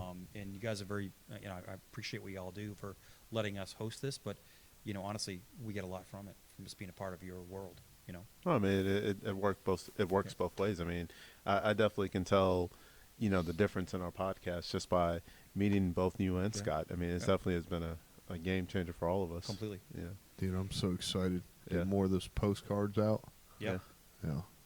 Tell Yeah, your friends. I'm really excited. So, Nick, everything that you just talked about kind of goes hand in hand with the next question. So Okay. maybe if you want to start us off, and I honestly believe, because I talk to 40 to 60 business owners a day, that this is super important. Okay. And it is a challenge.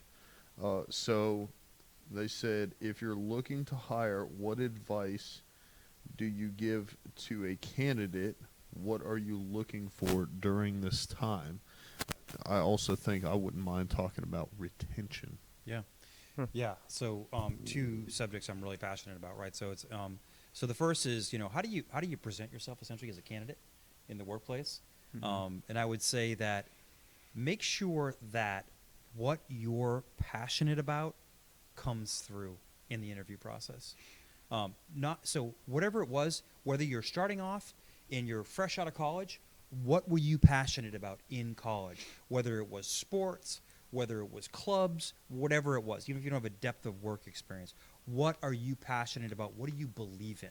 When I interview somebody, I want to walk away with a clear understanding of, I get what this person stands for. I get what this person believes in. Okay? If you have a depth of work experience, right, I think you want to present yourself in a way that, in two ways, when I like to learn, when I want to sit down and have a conversation with somebody over an interview, is get through what they've done in their career, but also what's going to differentiate them from the next person that comes in. And to me, it's about vulnerability. So I want to know what you've done great in your career, or I want to know what you've learned. And of course, I'm looking from your learnings to say, this is what I did with it. But I'm not looking for perfection. Right. I'm not looking for somebody who's never failed, right? I'm looking for somebody who's failed. I don't care how many times they've failed, dusted themselves off and gone forward. So how do you differentiate yourself in that interview process to say, this is what I did amazingly well, but this is also, because you got to brag about yourself in an interview process. I hate it. But you got to brag about yourself in an interview process. But also, this is where I kind of missed the mark, basically, and this is what I learned for it, and this is why I'm a better person. Or you know what? This is why I'm still working on it. Because I can still connect with a person that says, you know what, I'm still trying to work on X. I'm like, great, if we're going to work together, I'll lock arms with you on that as your leader and help you get to that place if I understand that's something that's important to you, essentially. Right. So, and then the retention piece just comes into all that. If you hire the right people, and it's never perfect, right? Read Jack Welch's book, Winning, right? Never perfect, right? You're going to have people that you thought were amazing but just didn't turn out. But for the most part, if you hire people, in my opinion, on those premises, you'll have an easier time. But then retention comes into whatever you sold them on the interview, is it in reality? You gotta follow through. Is it in reality? So you sold me in the fact that, and we're looking for employees here at Trek CBD that are multifaceted. They can do more than one function other than just meet retail function. It might be something outside of the business. Like I'm really passionate about talking to other small businesses and introducing Trek CBD. Great. Okay. But a lot of that's going to come from how we engage with them and say, tell me what you're passionate about. Tell me what you'd like to do other than just see customers for eight hours a day. Oh, I'd love to do your social media. Great. And then giving something that enriches them, right? So it's the culture you create based on what I did in my past was that all-important development plan every year and said, how are we going to grow Gavin this year? Part of that is, how are we going to grow you on the job? But then also, how are we going to grow you through your experiences? To make you a better employee overall. And then there's a lot of other things, potential like culture, all that stuff, where if you're just a quote-unquote jerk to work for, then no one's going to stay, right? But if you do all that, right, then, I mean, you're in a place where if people are feeling valued, people are feeling like you're interested in them, then and interested in their success, rather, to me, it's a culture that always wins. And I don't have to worry about people working, stealing, anything like that, because the culture, the bedrock is that strong. Yeah. I mean, Yeah, and in terms of retention, I mean, definitely, I guess working for a larger organization, especially in my past, I mean, with, as large as it was, I mean, our motto was slow to hire, quick to fire, Yeah. because our culture was so big to us that, once, we were very slow to hire someone because we wanted to make sure they were a good fit for the team. But if it was one of those things where the person wasn't the right person as far as ethics or Yep. culture, we couldn't let that drag on and let that fester and be a cancer on the rest of the team. I mean, because once you identify that someone doesn't fit that culture and they're not working out, if it can't be corrected, you really have to nip it in the bud pretty quick. One of the coolest experiences I had was our boss took us to Las Vegas, and we actually toured Zappos, yeah, their facility. Mhm. And Zappos is known for their customer service. They're almost like a Nordstrom's model, right, where people have called up and said, I'm looking for pizza, and they just don't hang up the phone. They say, okay, let me connect you with a pizza place, and I'll get the pizzas ordered for you. Sometimes at their expense, send you pizzas, right, or whatnot, but they're that culture, that mindset. And one of the things that always stuck with me during that process was they go through an extensive, and I'm going to butcher the numbers here, right? But let's just say it's a 6-week training program, right? Mm-hmm. But at the end of the 6-week training program, they offer you 2 weeks' pay if you want to walk out the door right now. So think about that. They don't owe you anything if you get through the 6-week training program. 8 weeks and say you invested. walk away, right? And you say, this is not for me. Basically, you walk away. They don't have to do this, but they do it for a reason to say, after all you've heard, after the bar is going to be, to your point, this high on what we do for customer service, if it sounded good on the interview but doesn't sound good now, we're willing to let you walk away. Not just walk away like in the military, scot-free. We're willing to pay you to walk away. Yeah. We're going to give you 2 weeks' pay to walk away because we know, to your point, you're going to be a bad hire. Right. And at the end of the day, we're going to get there anyway, so we might as well just move on now. Yeah. But to me, it's really one of those things where you put your culture to the test, and they did with money, right? Yeah. So I just always remember that experience. That's a great point. Yeah. That's crazy. Yeah, it is a little bit. I dig it. So, obviously in the military, this is a challenging question because you don't interview in the military. Whoever comes into the unit based off needs of the Army, requests, who whatever, is who shows up there. And probably 99% of the time, especially from a soldier to assignment level, went through basic training and got sent to the unit, it is a needs of the Army. So they went through training. Sure, I put down the 3 duty stations I want to go to, but I know personally I put down 3, and I did not get any of those coming out of training. Okay. The extenuating circumstances being that I broke my leg in basic training and got recycled. I didn't know that. Yeah, so basic training for an MP should, at least when I went through it, should have been about 21 weeks, and it took me. I went in May 9th, and I graduated basic training just before Christmas. So it took me a little longer than most because of the broken leg. But the point is, at the end, and I never looked at my orders from the first unit because I didn't want to get disappointed, but I picked 3 duty stations, and I definitely didn't get those. So I went to Fort Polk. So I'm there, and new soldiers coming in. So even once I got promoted at Fort Polk, once I was a desk sergeant over in Germany, once I was an NCO down at Fort Hood, whoever showed up there was coming based off of the orders that they received. So it wasn't interviewing. It wasn't, are you a good fit? It was like, welcome. You're going to be a good fit, whether you like it or not. Fair enough. Yeah. So I feel like what we did to encourage a positive culture and make sure that someone fit in with what we did is, number one, in processing. So a lot of people don't realize this, but there's a checklist in the military. You show up to a unit, you have to in-process.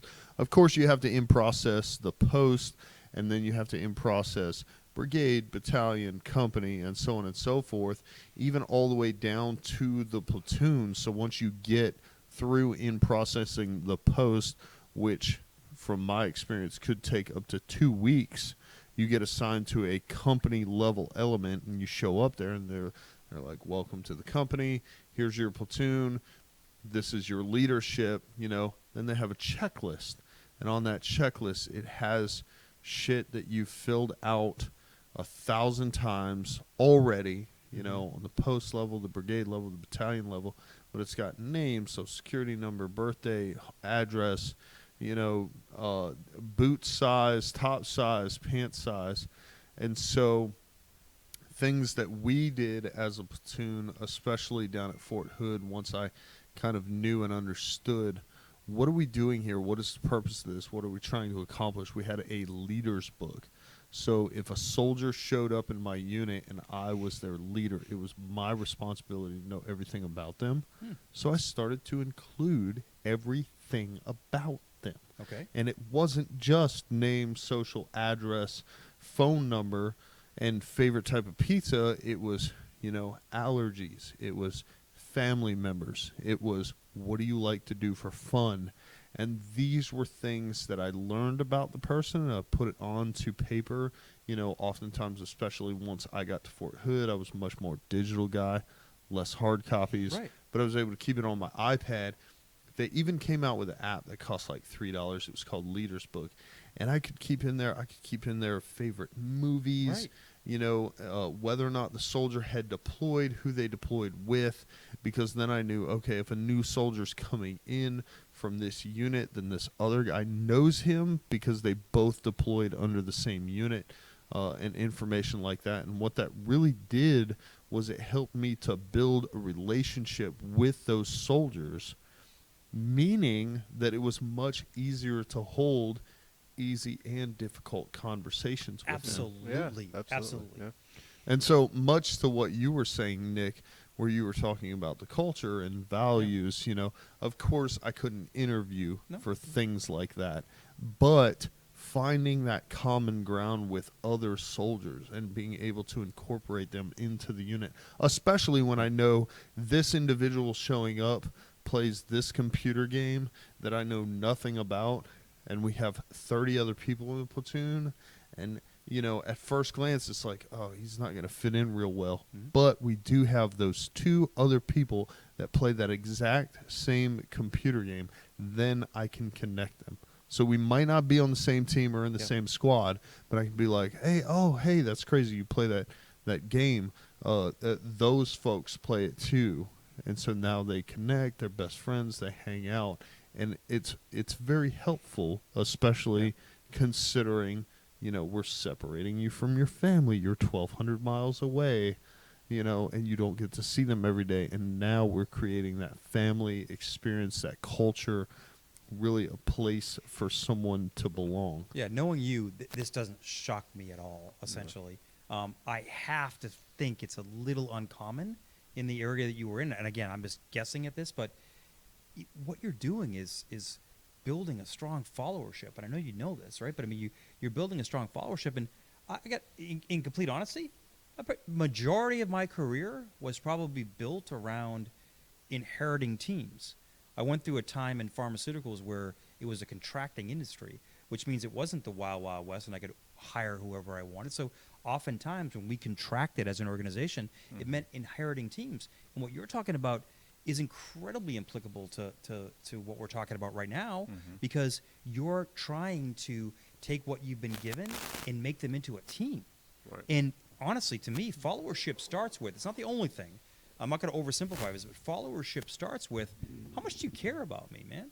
Yeah. How much do you care about me? And if you get that piece right, which you do, and it's always the same, right? Then I'm going to follow you. In your case, follow you into combat, maybe. You know what I mean? I mean, that's I never asked anybody to put their life on the line for me, so completely different. No, I agree. And I think what I do now goes hand in hand with that, because now what's great about it, so Nick, you mentioned like the time that we're in. What I kind of like about it now is I can be extremely transparent and upfront with everything that we do. Yeah. And at the end of the day, when someone goes, that's not what I'm looking for. Or I bring up like one of the main things we talk about during the interview process is work environment, growth, and compensation. I ask the person to rate that of level of importance to them. Great. And what's great about it is that tells me up front, kind of like what you talked about, is where their values are. And so that lets me know where they're going to fit in to this organization. Because obviously, if we work as a team, we work really hard, we enjoy a positive energy overall, and we also agree that nobody works for free, essentially. Of course not. On a compensation level. So at the end of the day, if someone is like, well, I like working by myself, I want to get a job where I just do that for the rest of my life and I don't go anywhere, and compensation is super important, but if I make the same amount of money the rest of my life, then I'm okay with that.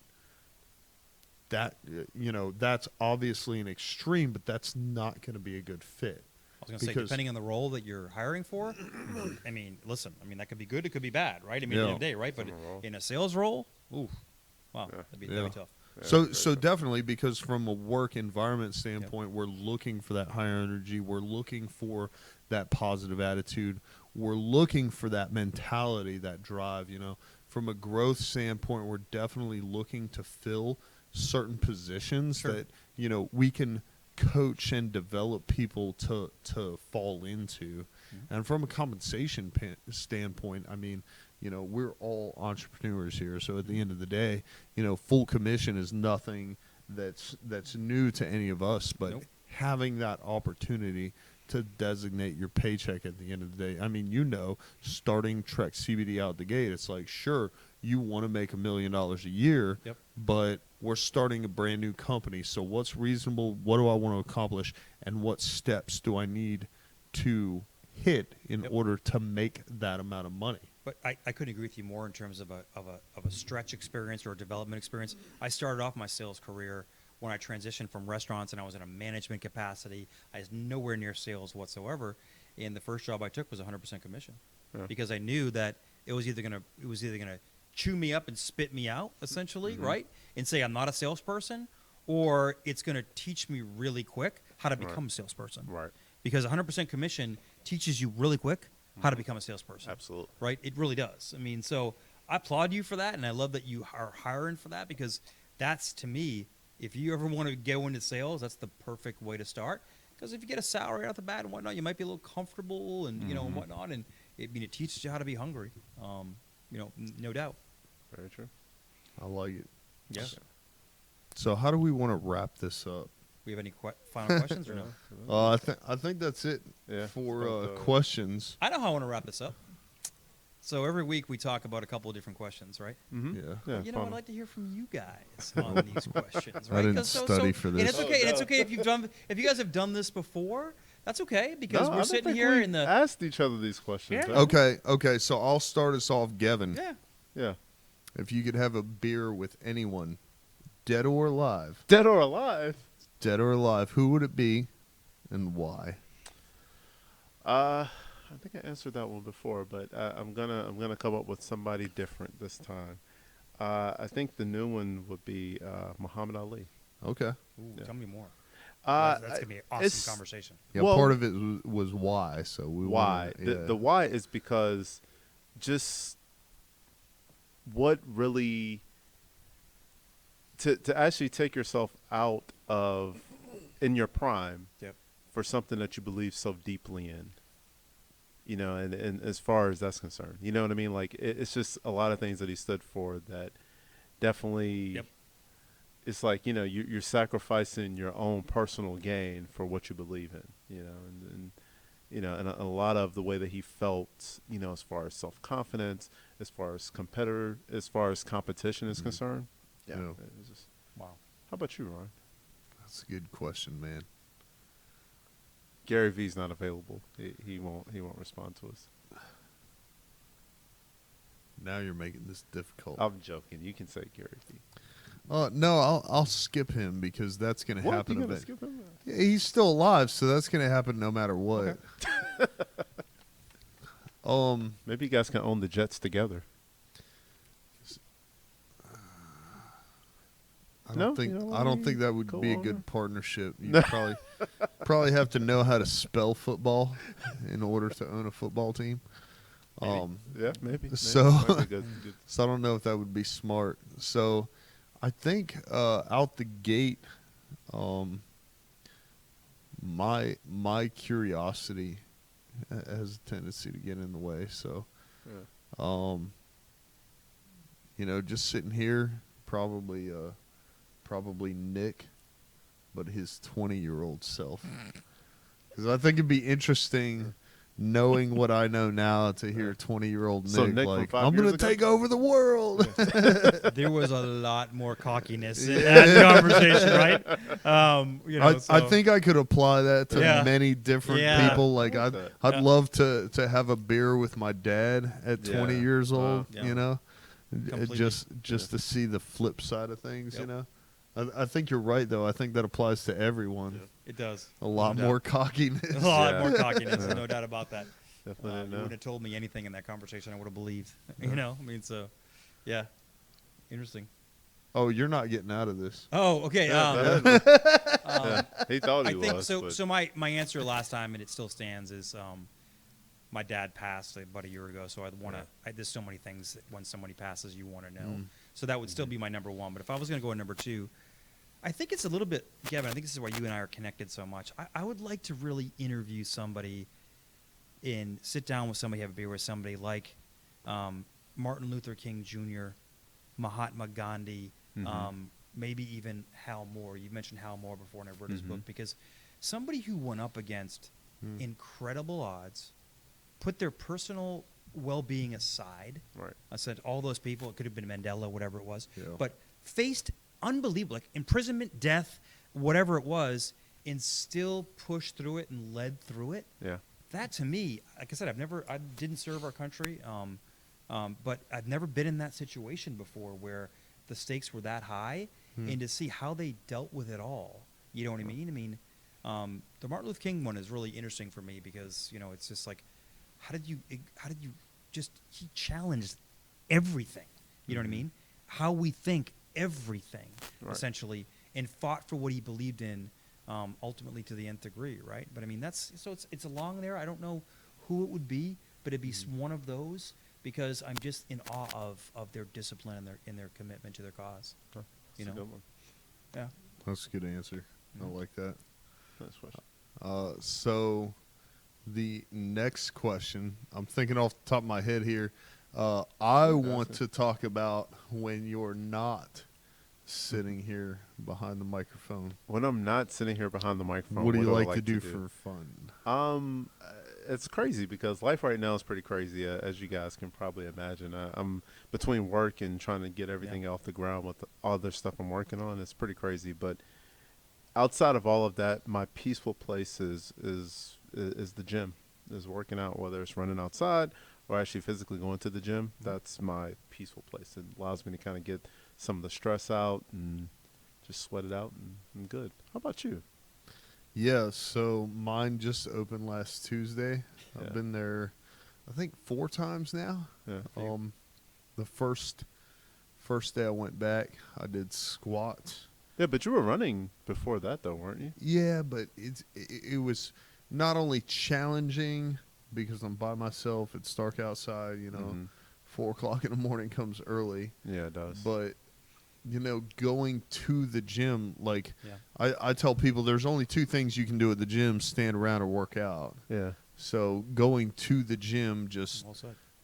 if I can make that car ride there, then I accomplish things, and so it's really good. But also, getting on the elliptical allows me to watch YouTube while I'm working out, and so I've been consuming a lot of. I guess this is bleeding into another question, but learning about copywriting, learning about your target market, learning about the S hook, which according to this one girl is science, story, or supposition. and basically how to create the funnel, which I do face to face right now online, and that's really interesting to me. It's also really encouraging to see that a lot of the concepts are carbon copy. I just have to learn how to do it. But yeah, the gym, running. I don't play guitar or fly my drone as much as I used to. But those are things I enjoy as well. I'm actually thinking about getting into to biking or mountain biking. I think Mountain or road? Mountain, no road. Okay. I don't want to get hit by a car. I'm good. I'm good on that front. Listen, I road bike. I love it. Yeah. It's you can get some back roads around here in North Carolina. Yeah. I didn't do it when I lived in Florida because of that reason, but here. How about you, Nick? You know, my life's pretty simple. You know what I mean? It's but I want to say one thing. I believe in work-life balance. I always have. Yeah. So my life has changed in a lot of different ways. That the store is open 6 days a week. It's open 10 to 7. So you can pretty much, if you want to kill me, know where to find me. Essentially, but I'm home every night for dinner, which was different than my previous roles because I used to travel a lot. And today I have Sundays off. And today I went a bike ride with my daughter, my little one. We went for a bike ride. We washed the car together. I cut the grass, which is kind of like my guilty pleasure. I actually do like it. So it's really work-life balance. But as much of right now, there's no doubt about it. The work is definitely more. It's how you balance the free time you have, because it's never a true. It doesn't matter who you are, entrepreneur or not. If you're working for an employer, you're working 40 hours a week. That's more than you're going to spend at your home life, right? But you've got to balance it, and that's part of what we talked about, the culture I've always created as a team. But I practice what I preach. You know what I mean? So that's important to me to spend as much family time as possible right now. Yeah, absolutely.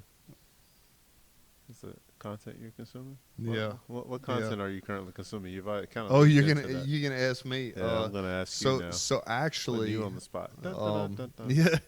So actually, of course, I'm always in Audible, but I have just started consuming my podcasts at the same speed as my Audibles. Okay. Was it on 2? Or? Yeah, it only goes at least on iTunes. It only goes up to 2 times the speed. But this one is Online Business Starter Kit. Oh, that's the episode. So it's called Sales, Copywriting, and Content Marketing Hacks with Jim Edwards. And that is one that I downloaded just today, actually, and started listening to it. Another one who's going to be our guest here soon, I think in September, but maybe October, is called Girls Who Do Stuff. That's by Jenny and Sarah. Okay. They're actually coming on the show. I'm Yeah, super excited about that. Yeah. And the last one is Hot Copy, which is essentially the sales and marketing copy as well. But those are the podcasts I'm consuming. I'm not currently listening to an Audible, but I think I have 6 credits, so definitely open to recommendations. Yeah. Nick? Oh, so mine is very purposeful right now. I like to consume more in small bites, essentially. So I'm a big fan of Medium.com. It's where a lot of authors can come together in one place and write blogs. So a lot of the content I'm consuming right now is I'm trying to become a better writer. So consuming around how to write blogs, how to become a better writer.